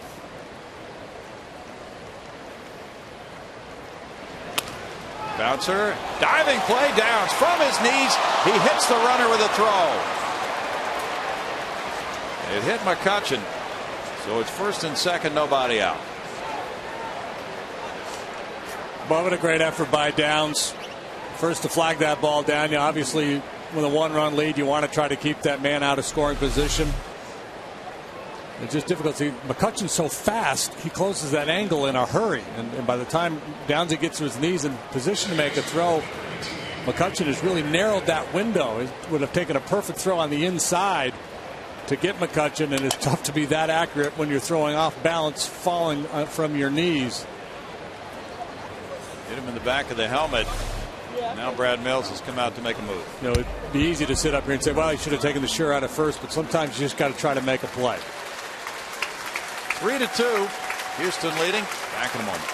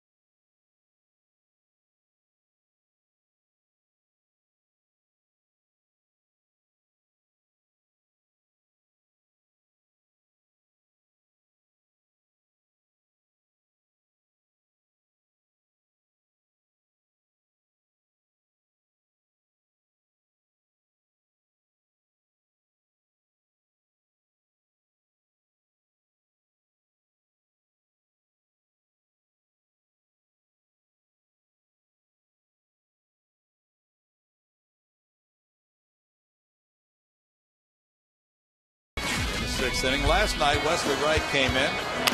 He got Presley for the first out in the 8th inning with a 1-run lead. Then Brad Mills decided he wanted Wright to go play right field, bring in Wilton Lopez to face Andrew McCutcheon.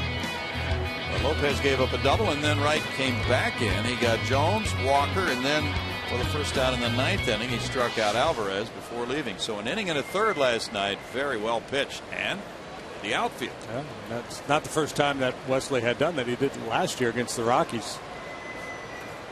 Brad Mills comfortable with Wesley's ability to catch a fly ball out there in right field. Turns Walker, the switch hitter, around to the right side. Walker looks at strike one after bashing a homer in the 4th inning. He's not gone deep as a right-handed hitter this year. Hitting .258 right-handed with no home runs, .302 left-handed with 9 home runs. Make it 10 now with the one he hit tonight.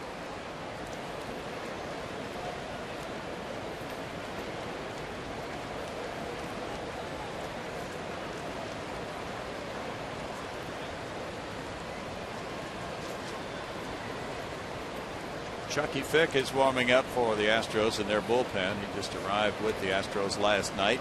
Yeah. Hopefully that Chucky pitches well, but I just like having Chucky Fick on our club. I'm digging that name.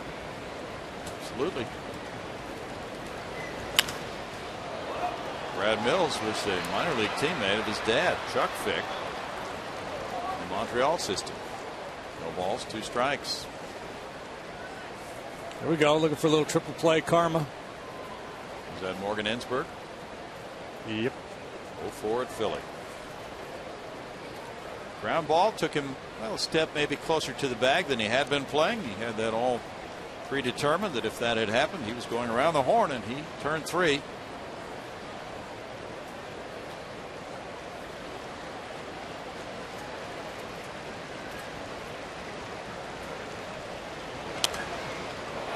Fouling out a play to Walker. Alvarez is on deck. Pirates are a feisty team this year.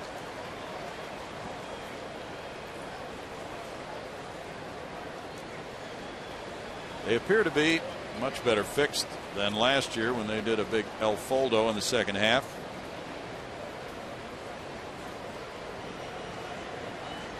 They'll be going to Chicago next and then Cincinnati.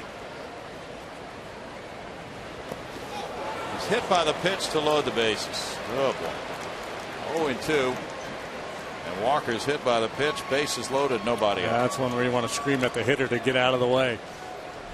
Trying to shoot one in there towards that back foot. Actually hits him on the front leg. Overthrew it a little bit. But now he's got to work with the bases loaded. Nobody out.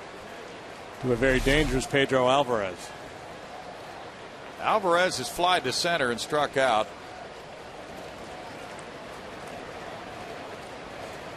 We'll have to pull a rabbit out of his hat here for the Astros to keep the lead going into the bottom of the 6th.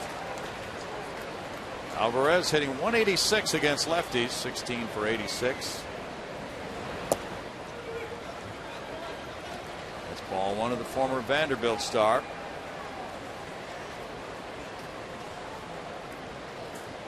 May not hit for much of an average, but he has a .484 slugging percentage. He's done some damage with his 21 homers and 15 doubles. You see a pretty large swing right here, I think, if he gets a fastball.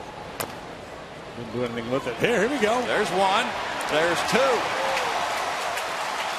12 runs starting the double play from 2 to 3. And all of a sudden, that rabbit is 2/3 of the way out of the hat. But that double play. How often do you see that one? No, like never. A big, mighty swing, and he just tops it right in front of home plate. Wow. And, you know, this could have been your triple play. Good hit. You know, he might have been able to go to third base or second base because they would have had plenty of time to go to first base to get Alvarez. True. McCutcheon is forced. Jones to third, Walker to second. 2 outs now, and it's Barajas batting.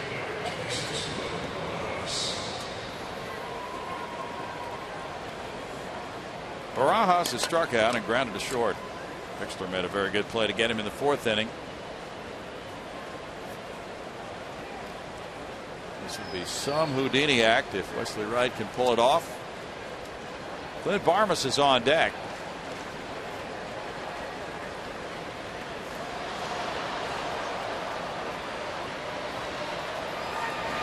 Oh, this one gets by Corcoran, and now the tying run's going to score. You're kidding me. After that double play, and then the tying run comes home on a cross-up situation. Oh, boy. And it's 3-3.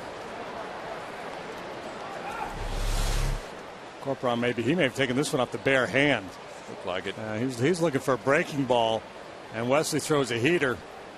Catchers will tell you if it's the other way around, if they're looking for a fastball, they usually can react to a breaking pitch.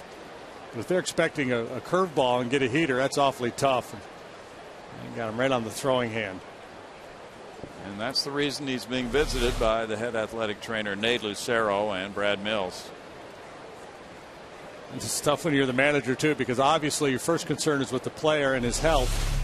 But at the same time, you're tempted to go, you kidding me, fellas? We get that double play and now this? Right. So caught the fingers of his right hand.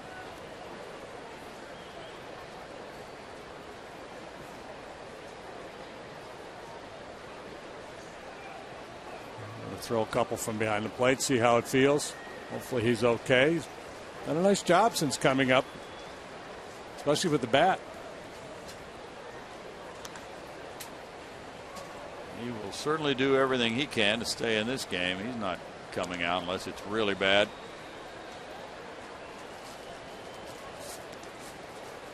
Good to go. Now Barajas comes back up with a 1-0 count.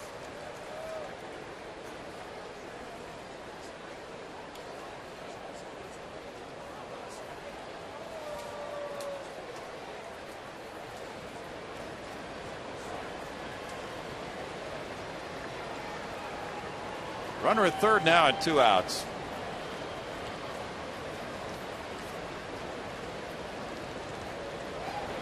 It's ruled a pass ball on Corcoran. 2 balls, no strikes.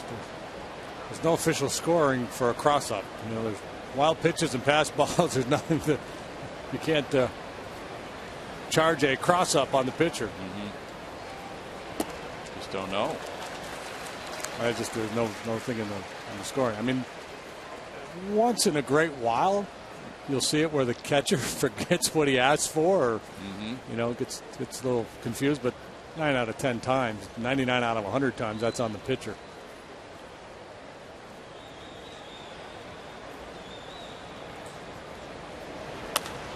2-1 pitch hit in the air, and the right fielder comes over for it, Francisco. But let's see if Downs or maybe Altuve slides and grabs it. And that one prevents the go-ahead run from scoring. The Buccos tie it. They get a run on a hit with an error and a fastball and a man left.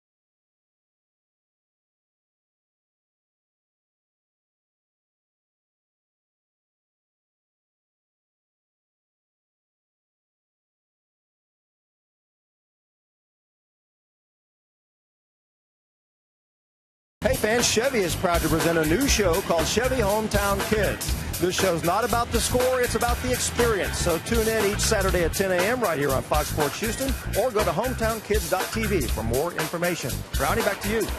Thanks, Bart. It's a 3-3 game. There is strike one from Wandy Rodriguez to Brian Bixler, who has put down a sac bunt, and he's walked.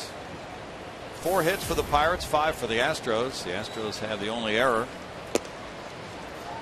Wandy gets new life with that tying run scoring in the top of the frame. Has a 1-1 count. He's thrown 88 pitches.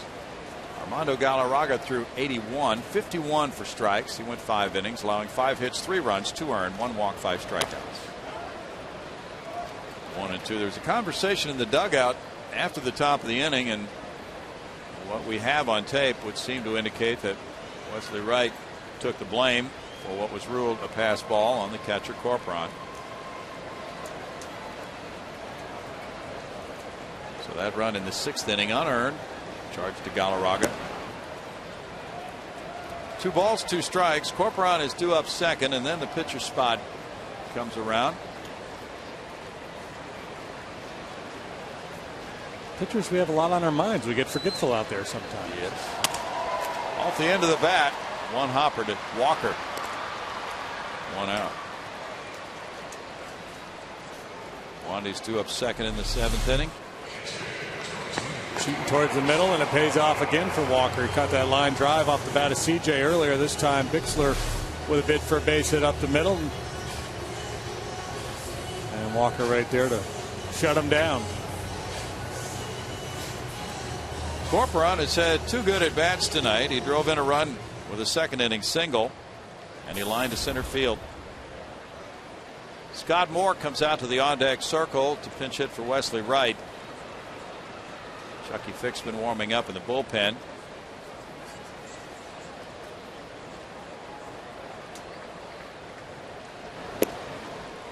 Wandy delivers, and it's strike 1. Had to be a different set of emotions for Wandy getting ready for this game tonight. He was pitching in a familiar environment, but then again, an unfamiliar uniform, facing an unfamiliar foe. Yeah, everything about it, I'm sure.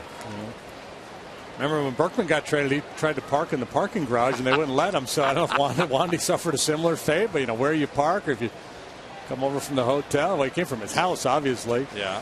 After making that long walk past the home clubhouse down to the visiting clubhouse. Strange. Strikeout number 5 for Wandy.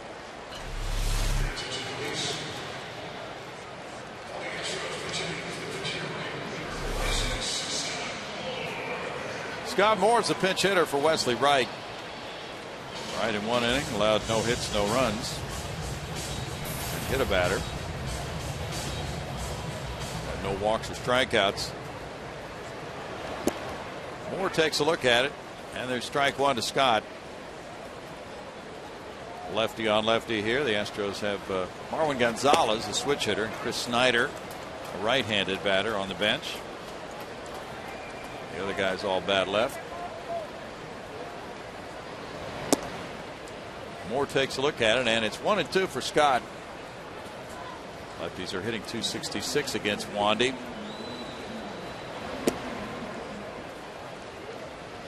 It's a 2-ball, 2-strike count. And you just can't afford to use Gonzalez or Snyder in this situation as a pinch hitter, because it would really limit your flexibility on the bench. There's a play that gets away from Walker, and Scott Moore hit it sharply. Walker was diving to his right, seemed to have it on the short hop, and then it rolled away, and that's a hit for Scott Moore, his first in 6 tries against the lefty.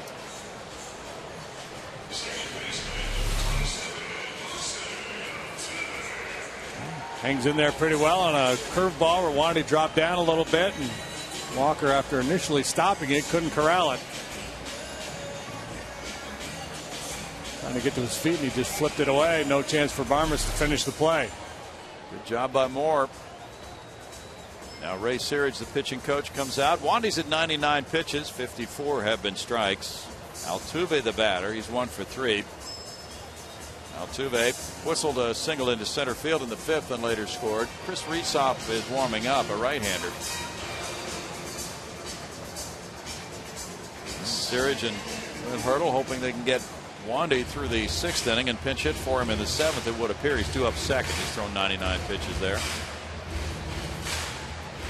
Yankees just got 2 in the bottom of the 8th. They've tied Boston 6-6, and they're still batting. Jason Nix hit his 4th home run. He's been one of those filling in at third base for the injured A-Rod. That's smacked into right center field. McCutchen coming over. Moore will hold at second base. Altuve with another multi-hit game tonight. A couple of solid line drives to center field. After a 1-for-5 night last night, we'll see what Clint Hurdle does now. With a couple of men aboard and Matt Downs coming up.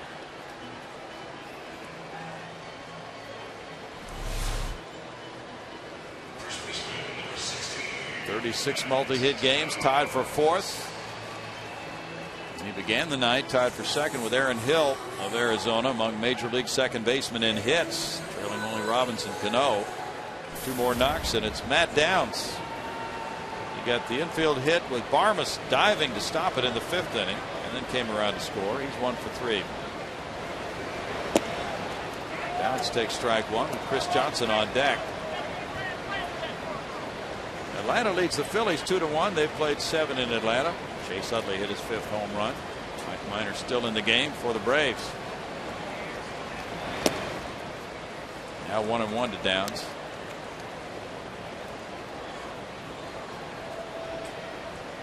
Oakland 5, Baltimore nothing. Top of the 6th in Baltimore.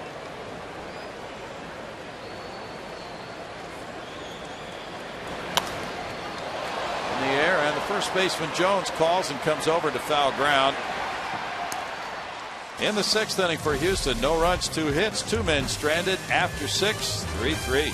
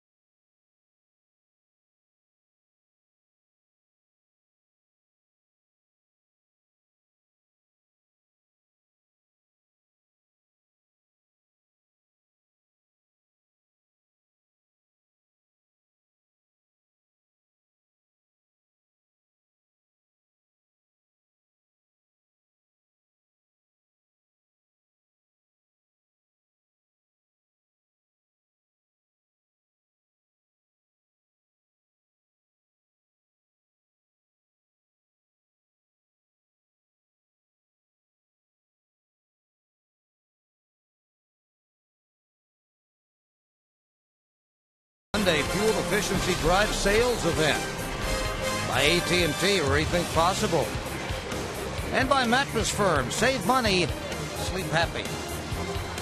And we mentioned this earlier, but if you'd like to read happy, get a copy of My Baseball Journey, Bill Brown's book. It can be found on mybaseballjourney.com with all proceeds from the sale benefiting the National Foundation for Ectodermal Dysplasias.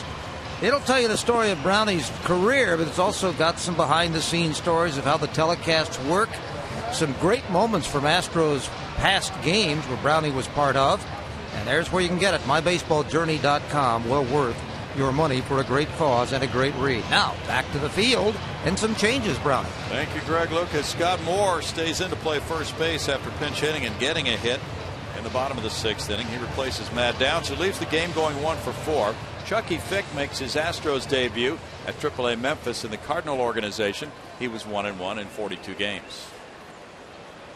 Originally drafted by the Cardinals by Jeff Luhnow.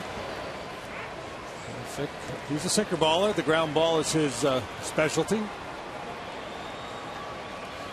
Also made 2 appearances with the Cardinals this season. That one breaks away from Barmas for a 1-ball, 1-strike count. Clint got a hit to right field in the 5th inning.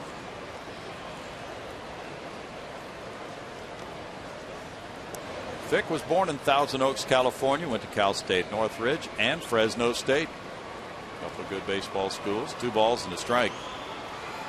Wandy is on deck, so perhaps he stays in to bunt. There is a right-hander warming up. That's top foul by Clint Barmas. It's 2 balls, 2 strikes. Reesop's been warming up, and he's still at it. Throwing sliders in the bullpen.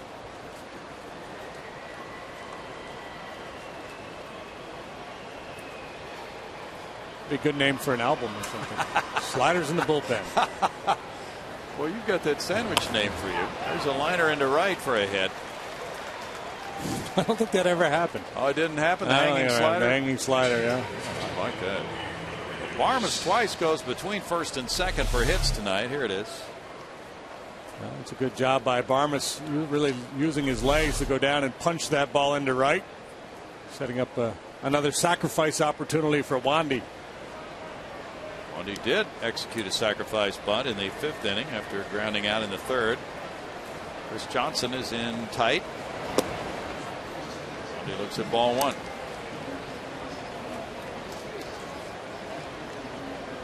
$34,146 tickets sold on this Saturday night. Faith and Family night. Good crowd. And the throw goes over to first, hoping that the Astros can snap this losing streak, get it turned around. They'll have Johnson, Martinez, and Maxwell due up in the bottom of the 7th.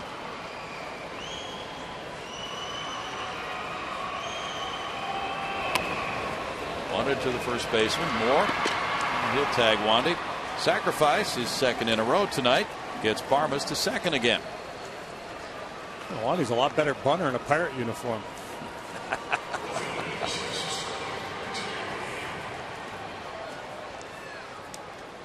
Well, the Pirates should be reasonably happy with what he's done for them tonight. He keeps them right in the game. Gives them a chance to take the lead here with that bunt. And it's Marte batting. He is 0 for 3. Strikeout and 2 fly balls to center. Pirates have won 22 games by 1 run this year. It seems like a lot. It does, and I haven't checked the other teams, but we will do that to see how that ranks. They've lost 16 by 1 run.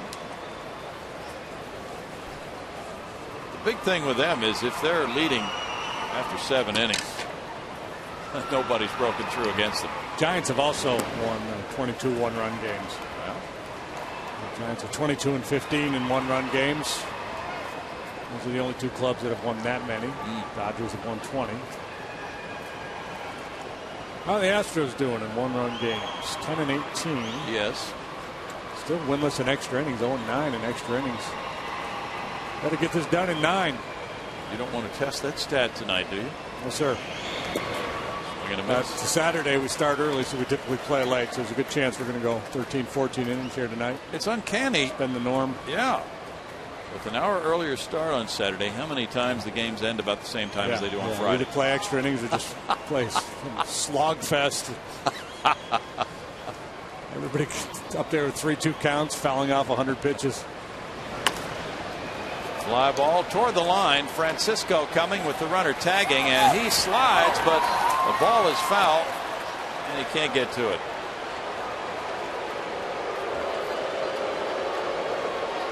What's the booing about? Well, I think fans are claiming fan interference from one of their brethren out there. Okay. They're booing their own people. These are diehard Astro fans. Yes, they are. Yeah. Okay, they have a point. If that guy had not reached over, maybe. Yeah, it's close. He's ready. Yeah, it's close, and normally an umpire is only going to make that call of interference if the outfielder is positioned in such a way that he feels pretty comfortable. He's going to be able to make a catch. Right. And sliding up against the wall, it'd be very difficult to make that conclusion.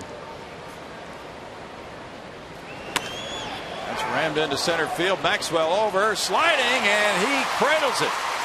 A catch by Justin Maxwell. as he slid and made the grab about chest high there.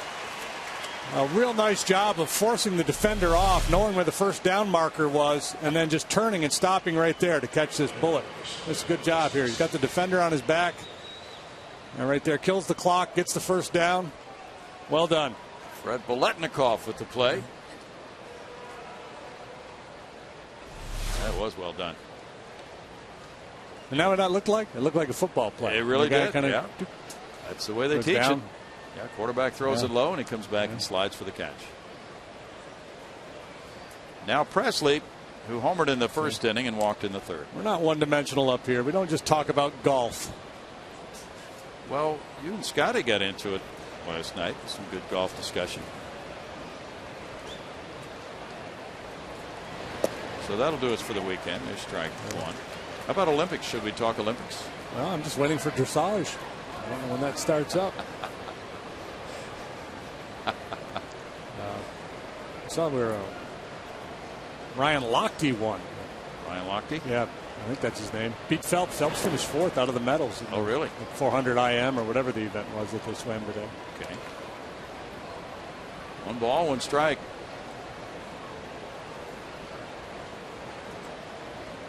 Well, you know, if the Astros win this one, especially if Chucky Fick gets the win, he will be having some fun in that clubhouse. Say, boys, you just needed me to show up. The Fick man has arrived. Yeah. Well, anything to change the combination would be welcome. 2 balls and a strike. The guys in the clubhouse have been kept busy.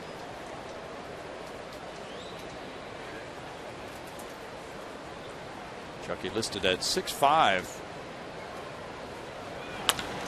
That's smacked on one hop. Altuve's there. On to more. No runs ahead. A man stranded. 7th inning stretch time. Pirates 3, Astros 3.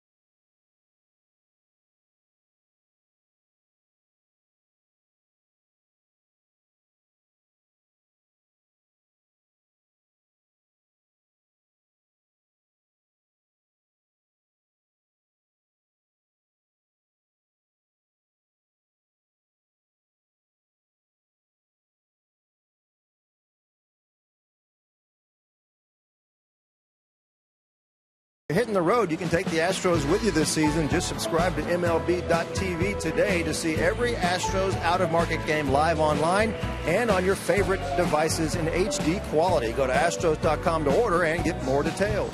MLB.tv, it's baseball everywhere. Brownie, back to you. Thank you, Bart. Wandy Rodriguez leaves the game. Fans enjoying the 7th inning stretch here. Wandy threw 103 pitches in his 6 innings and walked 5 and fan 5, so that mixture of 57 strikes and 46 balls caught up with him as far as the bases on balls. Didn't really come home to haunt so much, but he did have that leadoff walk in the second to Maxwell, who did score. Now Rysop 0-3. I think the key was Wandy was having a hard time at times finding the strike zone, but he didn't make many mistakes over the heart of the plate, so he's trying to catch corners and just was missing, but he didn't make many mistakes over the heart of the plate. A couple hard outs. The Astros have lined out 2 or 3 times tonight off of him, but this is why the Pirates got him right here. They don't expect him to be a guy that's going to go out there and give him 8 innings of 1-run baseball very often, but six innings of 3-run baseball, the way they've been swinging it, certainly will keep them in the game. Chris Johnson, the batter. Resop throwing, ball 1. CJ 0 for 2 with a walk tonight. Resop worked last night, 1 scoreless inning. He gave up a hit. CJ trying to touch off a rally with Martinez and Maxwell to follow. Resop has given up just 1 run in 10 innings of work in July. Not a heavy workload. 1-1. This Pirate bullpen excellent. 21 wins, 14 losses, a 2.55 ERA. They have the major league save leader in Joel Hanrahan, who's not available tonight. But they have other people who are capable.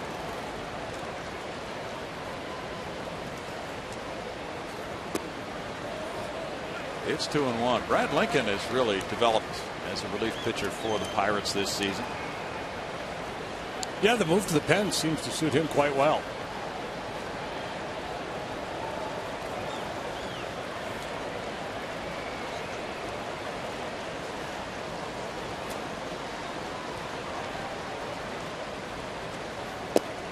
Johnson lays off that pitch and works the count to 3-1.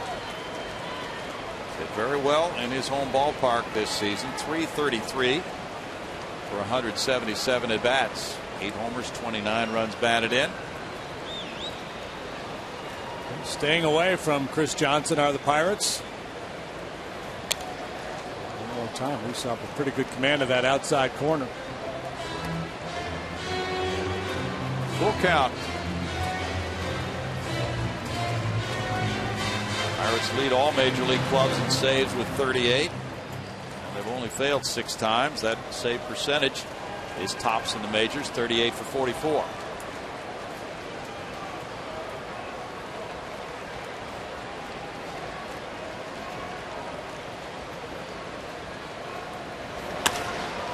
That's a fly ball to right. Presley measuring it. Good pitch to go for, but it's out number 1.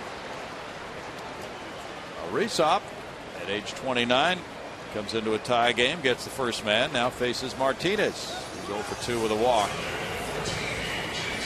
Resop has pitched 3 times against the Astros this season, successful in all 3 for a total of 2 1/3 scoreless innings. It's another baseball. Martinez has struck out, he's walked and he's flied to right. Pirate relievers have given up just 3 runs in their last 27 1/3 innings for a 0.99 ERA during that stretch. In the dirt for ball 1. Astros obviously going through a real rough patch, but they do not stand alone. The 1988 Orioles went 2-23 in a 25-game stretch. That was the year they started 0-21. Oh boy. 61 Phillies went 1-24. Lost 23 in a row at one point. It's the longest losing streak in modern history. And then the great 1889 Louisville Colonels lost 26 in a row.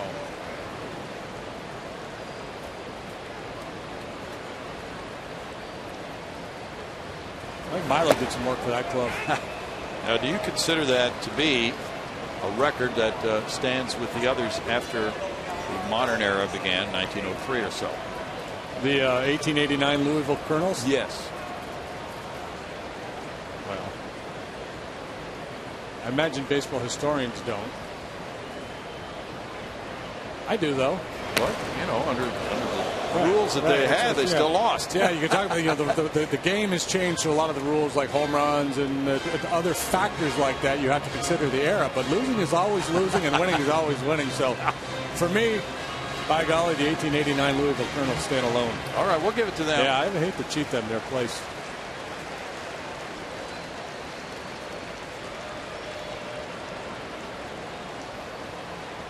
Boston just got 2 in the top of the 9th, and the Yankees are now batting in the bottom half, trailing 8-6.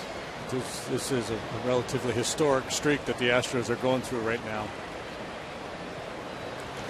sure don't want to break the club record tonight. Well, it's that old cliche. The true measure of a man is how far he bounces after he hits bottom or something like that. Yeah. Problem is, we haven't been able to identify the bottom yet. We thought we were there.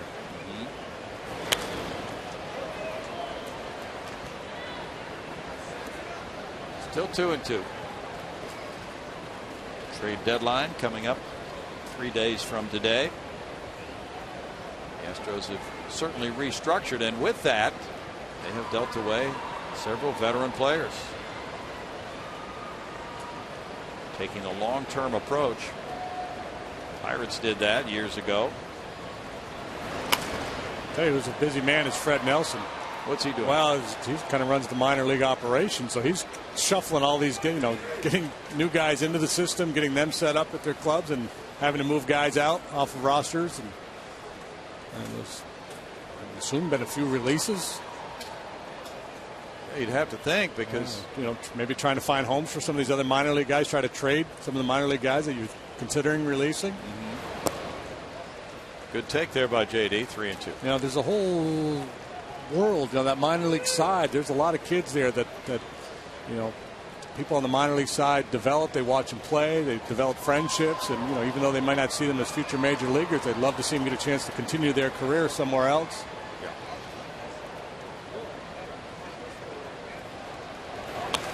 Foul back. Bobby Heck, the Astros assistant general manager for scouting, was talking about this. The Astros a year ago, or a couple years ago, had the worst collaborative record of all the minor league clubs. This year it's the best right now.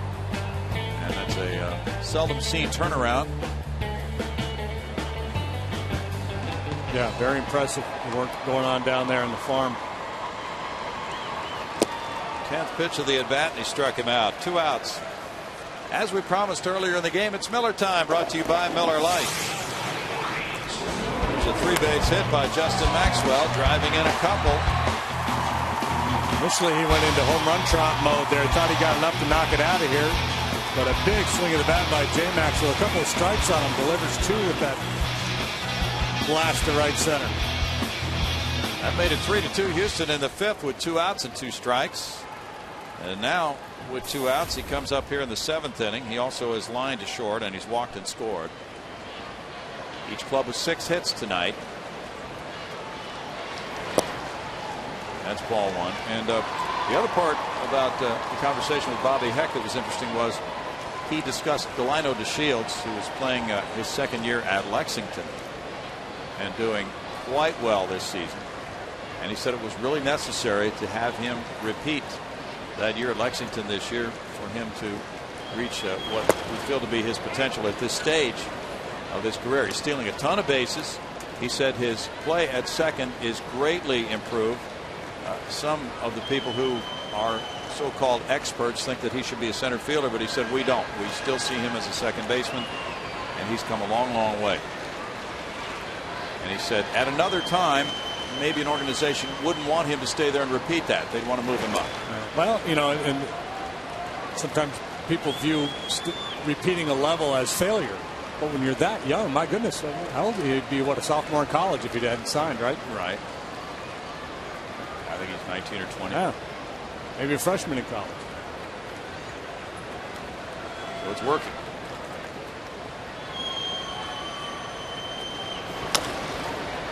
Two hopper to Barmas. That makes it a 1-2-3 7th for Resop. We move to the 8th inning, and it's tied 3-3.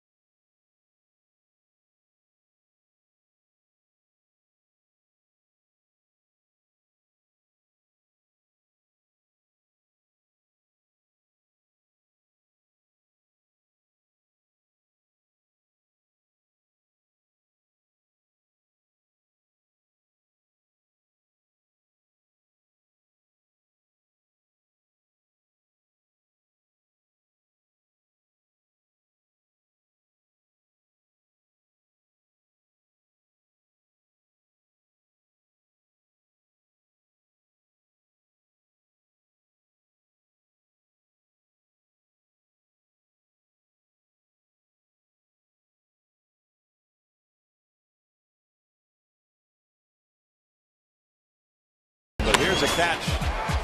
And this is in left center field. He slides and cradles that one. Hanging on the line drive hit by Marte in the 7th. The monster? What do we got going on there? Didn't catch that, JD. He's got his fans, though.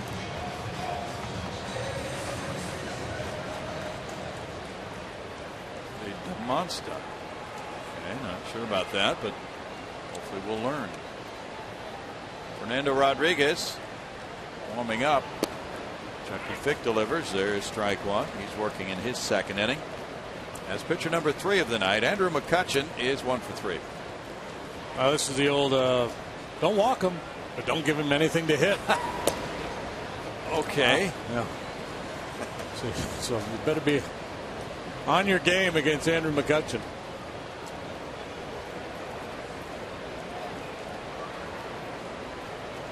Whoop. Slow down. Finish the pitch.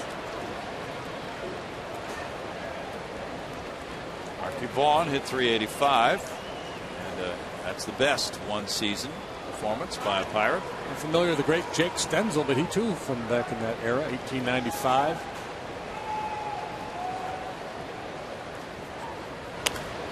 It was a good era. 2 balls, 2 strikes. Was that back when the hitters used to be able to tell the pitchers where they wanted it? I'm not sure. I think it was a little after that, but sometime in the way back, yeah. At one point they did. I want it thigh high and right over the middle of the plate, please. Pitcher's job back then was just to introduce the ball into play, basically. Pitchers would say, "Would you like fries with that?" Yeah. Which is kind of when I finished my career. I went old school. I decided I'd pay tribute to that era of baseball.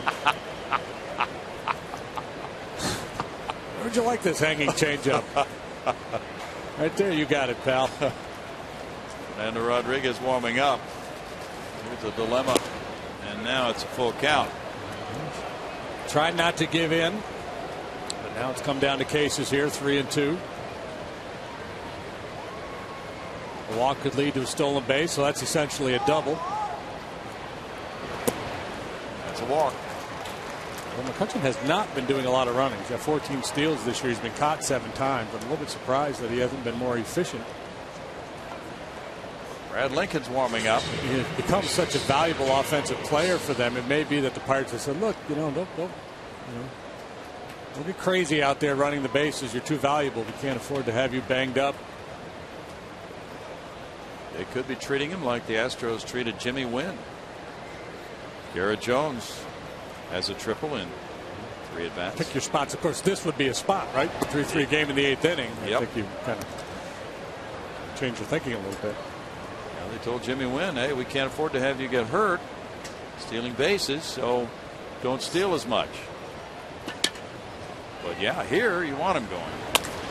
Liner into right center. McCutchen will go 1st to 3rd on this hit by Jones.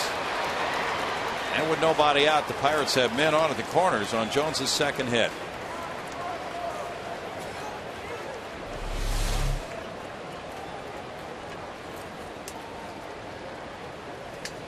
Jones able to go down and get that sinker and lift it into right center field, setting up a 1st and 3rd situation. And now Brad Mills comes out. I think he probably contemplated making the move initially, but because Fick is a good ground ball guy, hoping he could get a ground ball double play there. And now a strikeout would certainly be welcome as Chucky Fick leaves the game. Runners at 1st and 3rd, nobody out. Fernando Rodriguez coming in. 3-3 tie.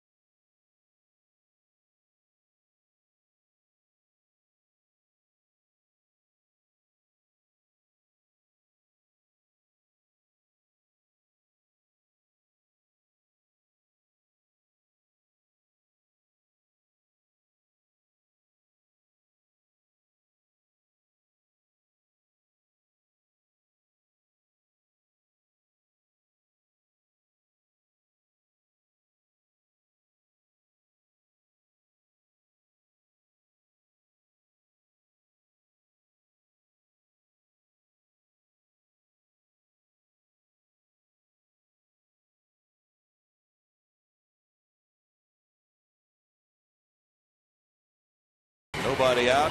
Pitcher number 4 in the game, Fernando Rodriguez for Brad Mills. He's 1-8 with a 6.05 ERA. He's not allowed a run in 6 of his last 7 appearances.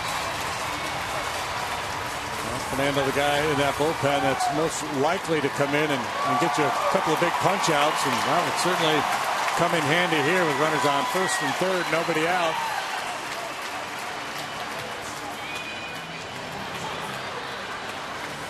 Neil Walker's coming up. He has a homer, and he was hit by a pitch.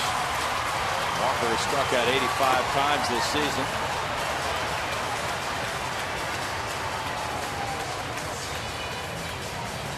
Rodriguez pitched 1 inning last night. He did not give up a hit. Came in with a man on base who later scored. There was a runner on second, nobody out, and the Pirates executed a sacrifice bunt and a sacrifice fly to get him home. And the sac fly was by the pinch hitter Josh Harrison, who did a nice job on an 0-2 pitch to get it deep enough into left field. So it's Walker, and it's a double play setup for Altuve and Bixler with nobody out. McCutcheon so fast at third.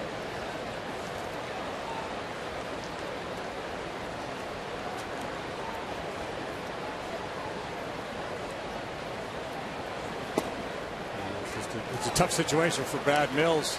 I mean, normally you would think about having the infield in here with the go-ahead run on third base in the 8th inning. He's willing to let that run score for an opportunity to get 2. Fernando does not give many ground ball outs. More of a power guy. Strikeouts, fly balls, works up in the zone.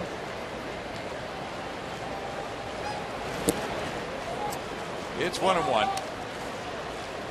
Fernando struck out 37 and 37 in 2/3 innings. He's inherited 31 runners, 26 have been left on base. It's a very difficult situation, though, with this possible go-ahead runner at third base, nobody out, and it's McCutcheon who's running.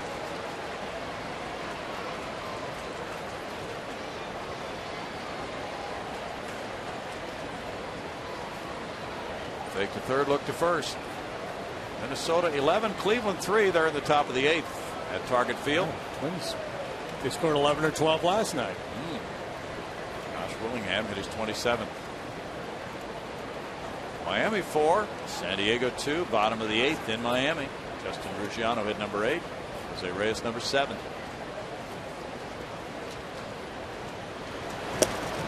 Walker swings through that one. It's 1-2 to Neal. Reds have gotten home runs from Ludwig, Stubbs, and Frazier. Lead the Rockies 7-4. There's that high heater from Efrod. So White Sox 5, Texas 1. They're in the bottom of the 5th in Arlington. Adam Dunn clobbered his 31st home run. Paul Konerko number 17. Mike Napoli number 16 for the Rangers.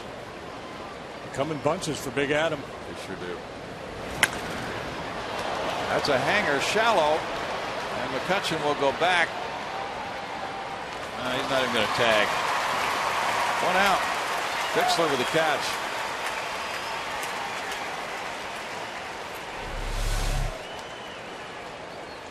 Good job by Fernando inducing the meek pop-up from Walker. You see the frustration. Man, nobody's scoring from third on that one.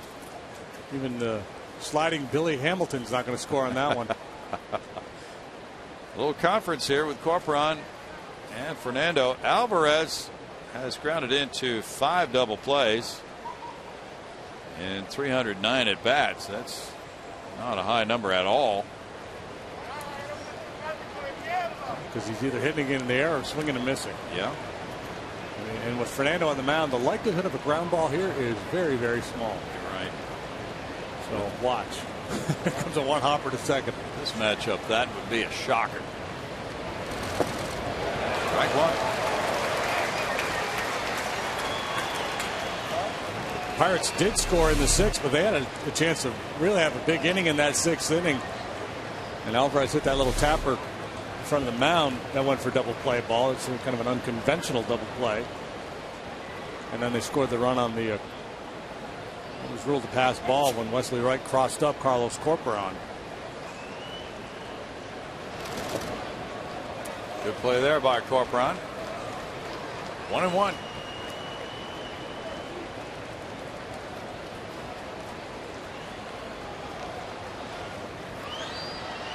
White Sox have worked their way into the lead in the AL Central, so this is a meaningful night for them to be in front of Texas. Philip Umber on the mound. He started the night at a 5.98 ERA, pitching well.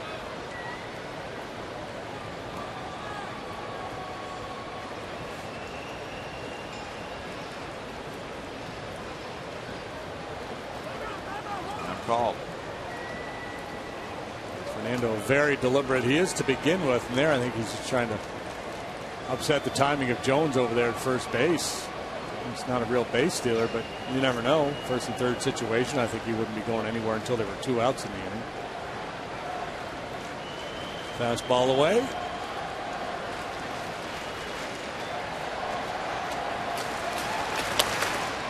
Fouled away. 1 ball, 2 strikes. Washington leads 4-1 at Milwaukee. They're in the bottom of the 8th inning. Decision time now for Corcoran and Fernando. How do you want to finish off Alvarez? You know, the book on him is a lot of holes, big swing. And normally you would think breaking ball here. But if you bounce it and it skips away, McCutcheon probably scores. So maybe you take a shot with that 4-seam fastball about shoulder high and see if you can get him to chase.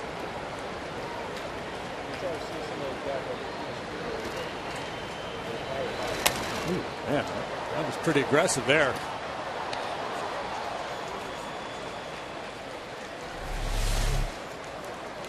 Fernando challenged him right over the heart of the plate, got away with it.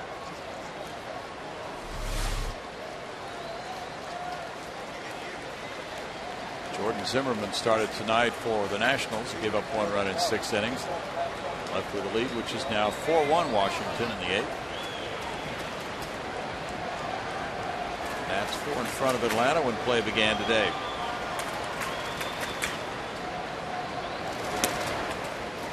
Two balls, 2 strikes to Alvarez. And the other Zimmerman hit a home run. Ryan hit his 15th.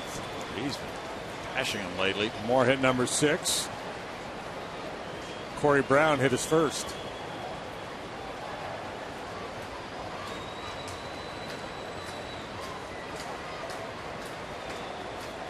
$55 runs batted in for Ryan Zimmerman now.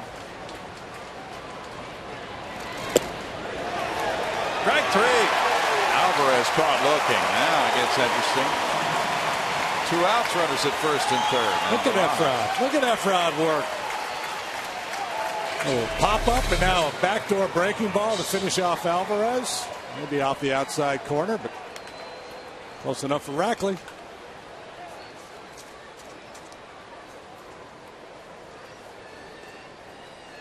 No argument there. And now Barajas, who is 0 for 3. Been a couple of good plays made on him. One on a grounder to shortstop. Bixler making that one. And then the pop up to right field. Altuve with the sliding catch. Just trying to run. Now I think Jones goes at some point here. It's hammered foul. It's all over that curveball. Good play there. He played the carom off the facing. It's a play not often seen here, JD. Wow. Well done. Better than Yastrzemski playing the wall.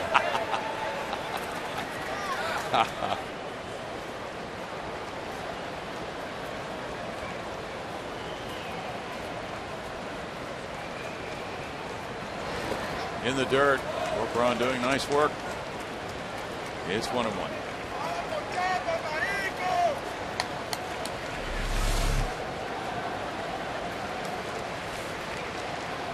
Blocking that 5-hole. Don't let that squirt through. Reds are leading 7-4. They're in the bottom of the 5th at Colorado. Pirates are 0 for 9 with runners in scoring position. 2 solo homers, and they scored on a pass ball. Runner going. Line drive hit to left field, and the Pirates grab the lead. Here's Garrett Jones to third, and the throw and the tag gets him. McCutcheon scored ahead of that 3rd out. Well, the Pirates come up with a run in the 8th inning to snap the tie on 2 hits, and they lead 1. They're up 4-3.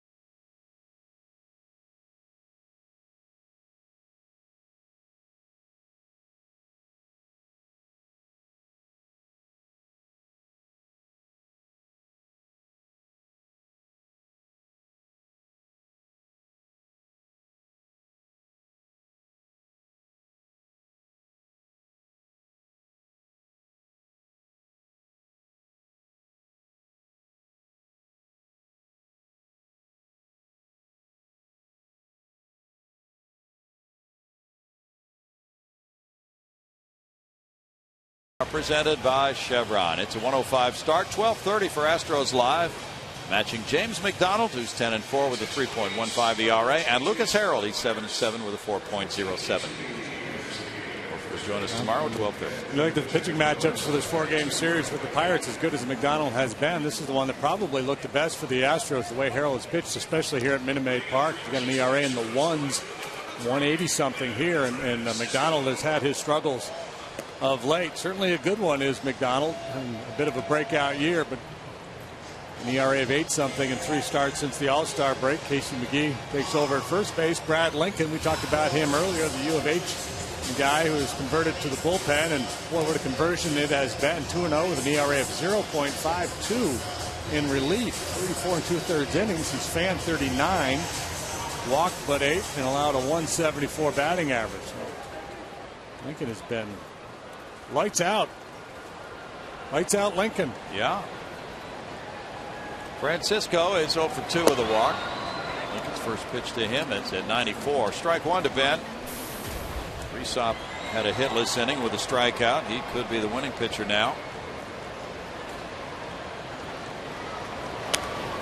That's fouled away, and it's 0-2. Lincoln has pitched scoreless baseball in his 2 outings against the Astros this season. He held on to a 6-4 lead in the 7th inning in Pittsburgh July 4th, and was brought in with a 5-2 lead in the 8th inning 2 nights ago, and protected that in the 5-3 win. Clint Hurdle could not be happy with the base running by the Pirates in the top half of the inning. Garrett Jones had no business trying to go to third base there. Can't afford to make the third out there, and in a night where they presumably don't have Joel Hanrahan available, Hurdle looking for a crooked number there in the 8th, and might have gotten it had that inning stayed alive. Brain cramp there by Jones. And Bogusevic getting ready to pinch hit for Brian Bixler next. Chucky Fick in 1 inning allowed 2 hits, 1 run. He had 1 walk and no strikeouts. Wesley Wright 1 hitless inning. Astros have bullpen action going right now with the right-hander getting loose.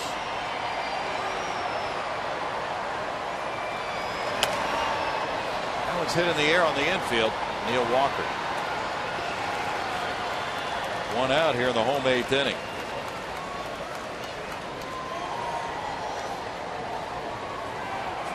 And it's Bogusevic pinch hitting for Bixler. Bixler was 0 for 1 with a sac bunt and a walk.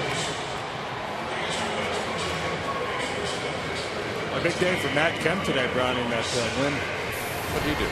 Went 4 for 5, hit a home run, drove in 4. Jumped all over Barry Zito. Dodgers winning that game 10-zip. Bogusevic 5 for 14 as a pinch hitter. It's a breaking pitch. There's strike 1. Wilton Lopez is warming up for the Astros.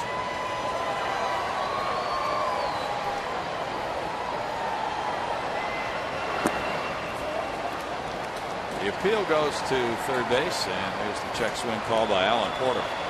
1-1. Bogusevic is hitting .250 against the Pirates this season.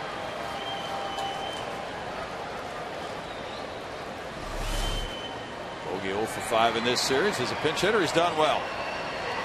Been a good player off the bench. Fouls it back. And it's a 1-ball, 2-strike count with Wilton Lopez in the pen. Carlos Corporan on deck. Tampa Bay has scored single runs in the first and second and has a 2-0 lead against the Angels in the bottom of the second inning now. With the lefty Matt Moore on the mound. There's a strikeout for Lincoln. Out number 2. Strikeout number 7 for the Pirates. The Tampa Bay club, like everybody else in the AL East,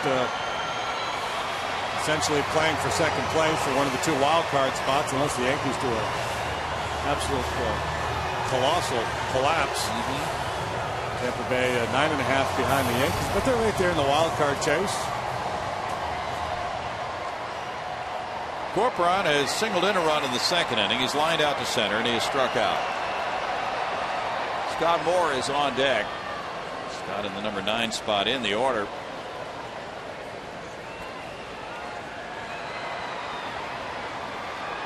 Pitcher's batting second for the Astros right now. That's strike one. Times last year when Carlos was here, and he wasn't here a whole lot, you got the sense that he was really feeling for the ball in the batter's box. He's been very aggressive so far this year. Attacking early. Power numbers have been excellent for the amount of playing time he's had. He had 18 at bats coming into this game. Jason Castro continues to do more and more to give that right knee a workout. But it's apparent that he will need some rehab time when he's ready to play again. 4 balls, 2 strikes. Chris Young's on the mound taking a pounding for the New York Mets in the desert. 6-2 Arizona, bottom of the 5th inning with Ian Kennedy on the winning side so far. It's flared out into right center field, a long way from McCutchen to run, and that's in for a hit for Corcoran. His second of the night. A 2-out looping single. Lincoln able to get that ball in on his fist, but Corcoran muscles it out there into shallow center field. We'll take it. He's on for more. Moore came to the plate for the first time in the 6th inning. He hit a low skimmer. And Walker got his glove on it on one bounce but couldn't hold it. Now we get a pinch runner, Jordan Schaefer, for Corcoran. Schaefer came in last night to pinch run, and he stole a base in the 9th inning, but he was stranded as the Astros lost it 6-5.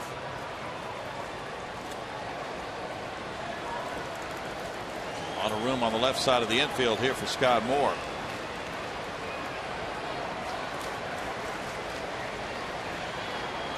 Keep going. Barajas with the throw, sails high. He steals it easily.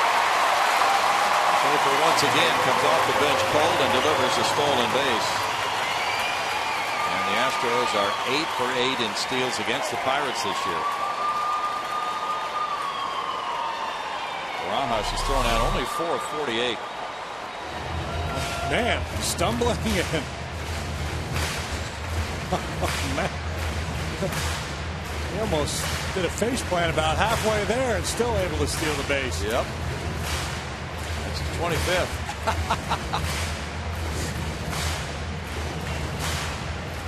I think about halfway there. He just starts breaking it down.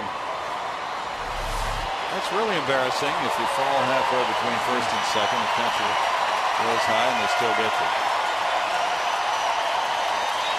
0-1 to Moore. Lincoln misses low with that one. 1 ball, 1 strike. Brad Lincoln, the first round pick in 06, the 4th player drafted. Scott Moore is 2 for 9 with 2 outs and men in scoring position. Lincoln was born in Lake Jackson. He was 19 and 11 for the Houston Cougars.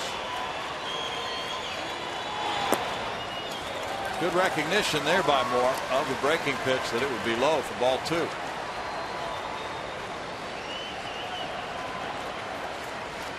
Ike Davis has hit a pair of homers tonight for the Mets. He's an Arizona Stater playing close to where he went to college. Now has 19 homers. Miguel Montero hit number 11 for the D-backs. High, but this is eminently playable for Walker. And in the 8th inning, it's no runs a hit and a man left in scoring position. 4-3 Pirates after 8.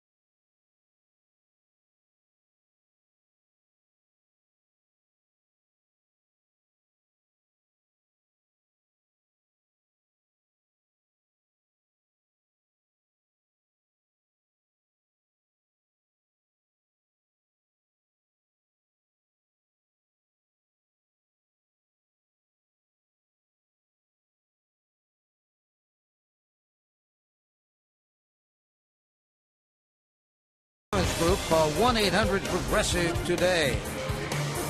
And by Total Recall in theaters August 3rd. As you walk down the left field corridor behind the fence, the Astros wall of memories, we go to the field itself and we have a bunch of scorebook changes. Brownie, fill us in. We have a bunch, Greg. We'll run them down for you. Brian Bogusevic stays in to play right field after pinch hitting for Brian Bixler. He's in the number 7 spot in the order. Marwin Gonzalez checks in at shortstop, taking over at that position for Bixler. Chris Snyder is the new catcher. Corpora on left for the pinch runner, Schaefer. And Wilton Lopez is on the mound. He's 3-0. His ERA is 2.61. Came in last night and just faced the one hitter, Andrew McCutchen. McCutchen hit a double off him, and his night was over. 39th time he's trotted out there. And by trotted, I mean sprinted. He comes flying out of that bullpen. Always eager. 3-0, 2.61 the ERA. Marwin Gonzalez is in the number 2 spot in the lineup, and he will bat second in the bottom of the 9th inning. Clint Barmas leads it off in the top half with 2 hits and 3 at bats. Casey McGee, who came in, is on deck. He came in the double switch playing first base. He's on deck and then the top of the order. Jason Grilli's warming up for Pittsburgh. So he appears to be the anointed closer for this game, with Hanrahan getting a rest tonight. Grilli has had an outstanding year. So that's the downside of using your closer the way Clint Hurdle used Hanrahan in the first game of this series. He had a 5-2 lead going into the 9th, and he opted to use Hanrahan, as just about everybody would, for that 3-run lead because it's a save situation. But if I'm Clint Hurdle, I'd much rather have him available for this game in a 1-run situation and trust somebody else to give me 3 outs with a 3-run lead. Of course, that would make the player mad. The agents would get worked up. There'd be all kinds of fallout from that. What are you doing? You're trying to cost my guy money? Big chopper over the third. Chris Johnson unleashes a strong throw. He gets Barmas for out number 1. Chris Snyder's in the number 6 spot in the lineup. So it'll be Altuve, Gonzalez, and Johnson due up in the bottom of the 9th inning. Then if the inning continues, Martinez, Maxwell, Snyder. Here's McGee now, as JD mentioned, in this number 9 spot in the order, checking in at first base in the late innings. 233, 8 homers, 35 runs batted in for McGee. He's had 258 at bats.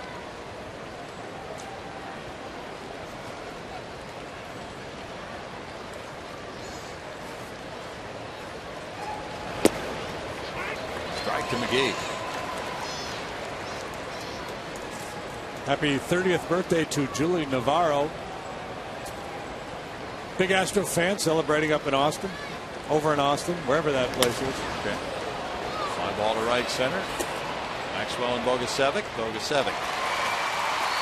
2 outs. Well, need to get Julie a win for her birthday. I think so. 2 outs for Lopez. Now it's Marte. He's 0 for 4.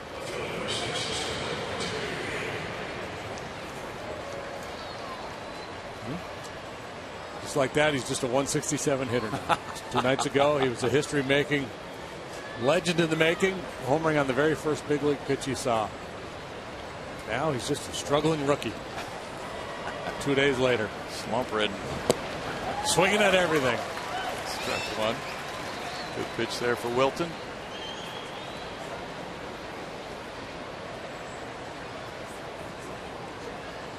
It was his sacrifice fly, though, right? Drove in the tying run last night. Yes. He did. Swing of the bat, even though he didn't get a hit. No balls, 2 strikes. With Hanrahan leading the majors in saves, you might wonder, does that really strap Clint Hurdle? Not having him, well, really is 1 for 2 in saves. Really has been amazing this year.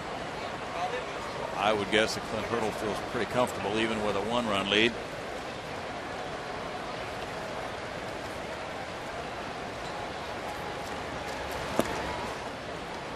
1-2. The Pirates seem to have that kind of a bullpen.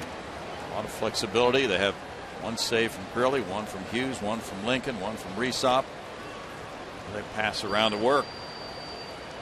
Hanrahan needs a break. Something that could be important as the season progresses, and the days off certainly have dwindled by now. And Clint Hurdle will not always be able to use Hanrahan. Will want to save him for the heat of that race, those big games in September from time to time.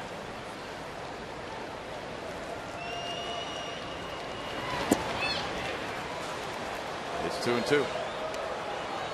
And that's precisely why I disagree with the kind of the knee-jerk reaction of using a closer, because it's a safe situation. In a 3-run game, I prefer to see somebody else work that inning and save the closer. Now the counter argument is, well, you never know what tomorrow's going to bring. There might not be another save opportunity for a week. Right. Altuve handles out number 3. Well, it's Grilly time, and it's 4-3 Pittsburgh.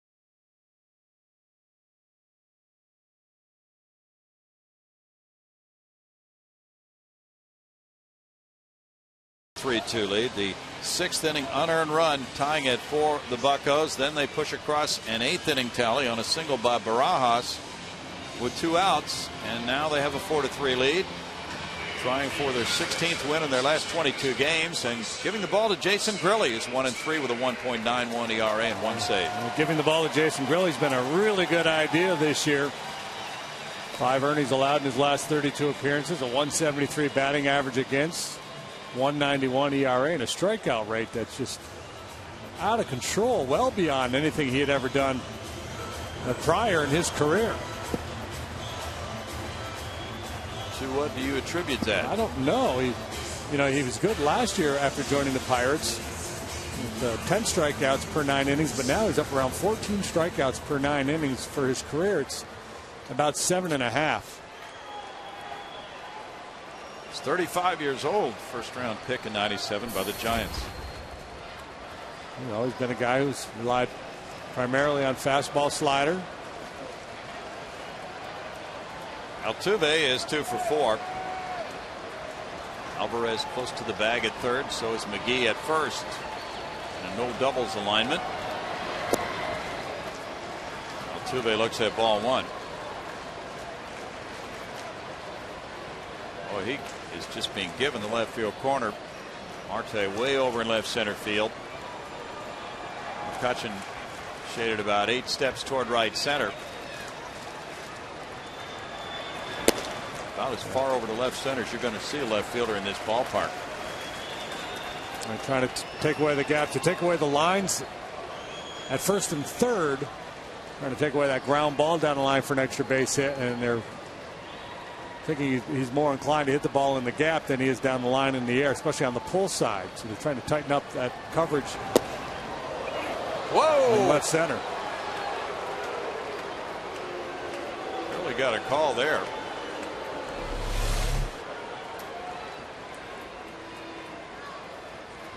It's a lot of mid movement. Wow. Not everything movement. Dave Player Rackley. diving out of the way. Come on, Dave. Dave Rackley. 3-1. Rack him up, Rackley. Come on, Wow. man. Win the ninth here. Okay, 3-1. Marwin Gonzalez on deck. Altuve is a guy who likes to swing the bat. You try to be disciplined here, make sure he gets a pitch out over the plate that he can handle. Nothing wrong with drawing a leadoff walk here in the ninth.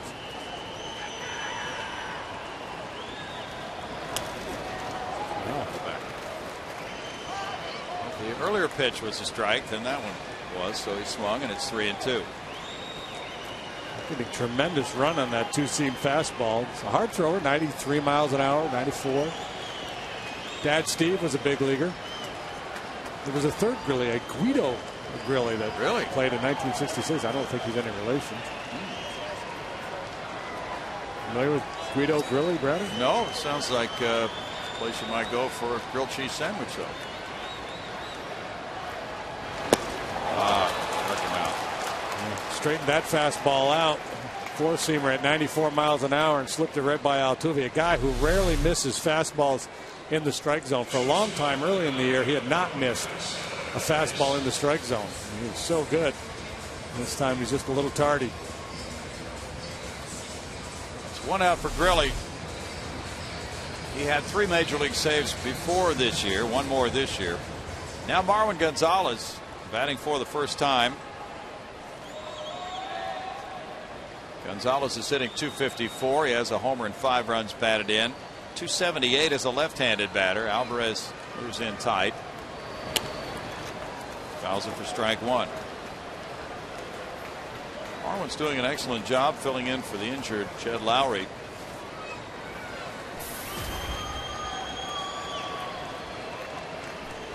Really been smooth at shortstop. He's trying to snap an 0 for 14.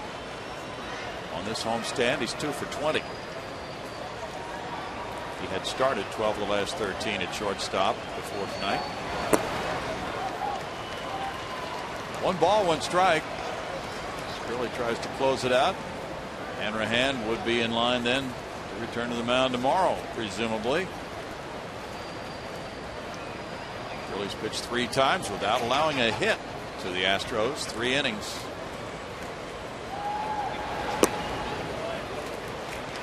It's 2 balls and a strike. Yeah, with Alvarez guarding the line the way he is, just a little chopper on the left side. There's plenty of room to operate over there for Marwin. Chops it over his head. It's an easy double. Slap something. You've got a lot of room to work on that third base side on the hole. Really stuck his glove out. The ball went right into it. 2 outs. Ball hit pretty well up the middle. It found a spot that the Pirates like very much. Now Chris Johnson. CJ. The last chance for the Astros here. The last man standing as the Astros try to avoid a franchise record 12-game losing streak. And you see the frustrations from Marwin. A lot of frustration in that Astros dugout.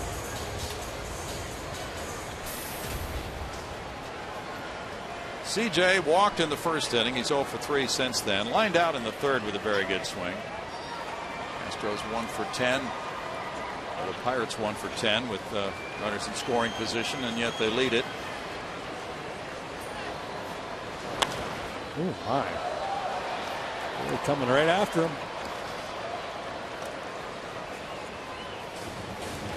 Astros live postgame coming up next. Grilly was born in Royal Oak, Michigan, went to Seton Hall, where he set the career strikeout record. Fans not abandoning hope.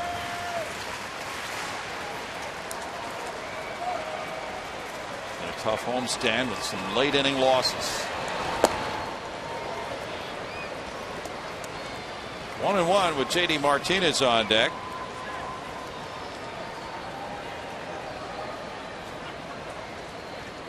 Seattle and Kevin Millwood beat Kansas City 4-3.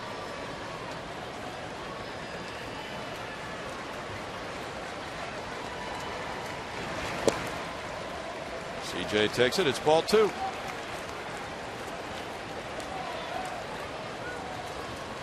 Mike Minor and the Braves down Philadelphia 2-1, beating Joe Blanton. Let's see if he can get the head out in front of this one here. See if Grilli challenges him with another one of those fastballs. Here it comes. And fouls it back. Outstanding play by a fan.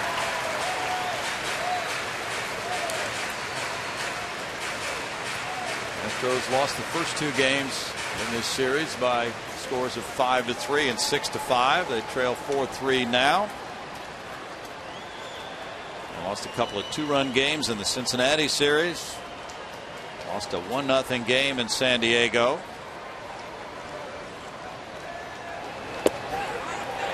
That's the end of this one, and it's a club record 12-game losing streak. Grilli getting save number 2 of the season. And the Pirates win it with an unearned run in the 6th, tying it, and then they go ahead in the 8th. Grilli makes a perfect pitch here to finish off CJ. Fastball right over the outside corner. Pirates have won the first 3 of this 4-game series. They now have taken 16 of their last 22. They claim this one by a score of 4-3.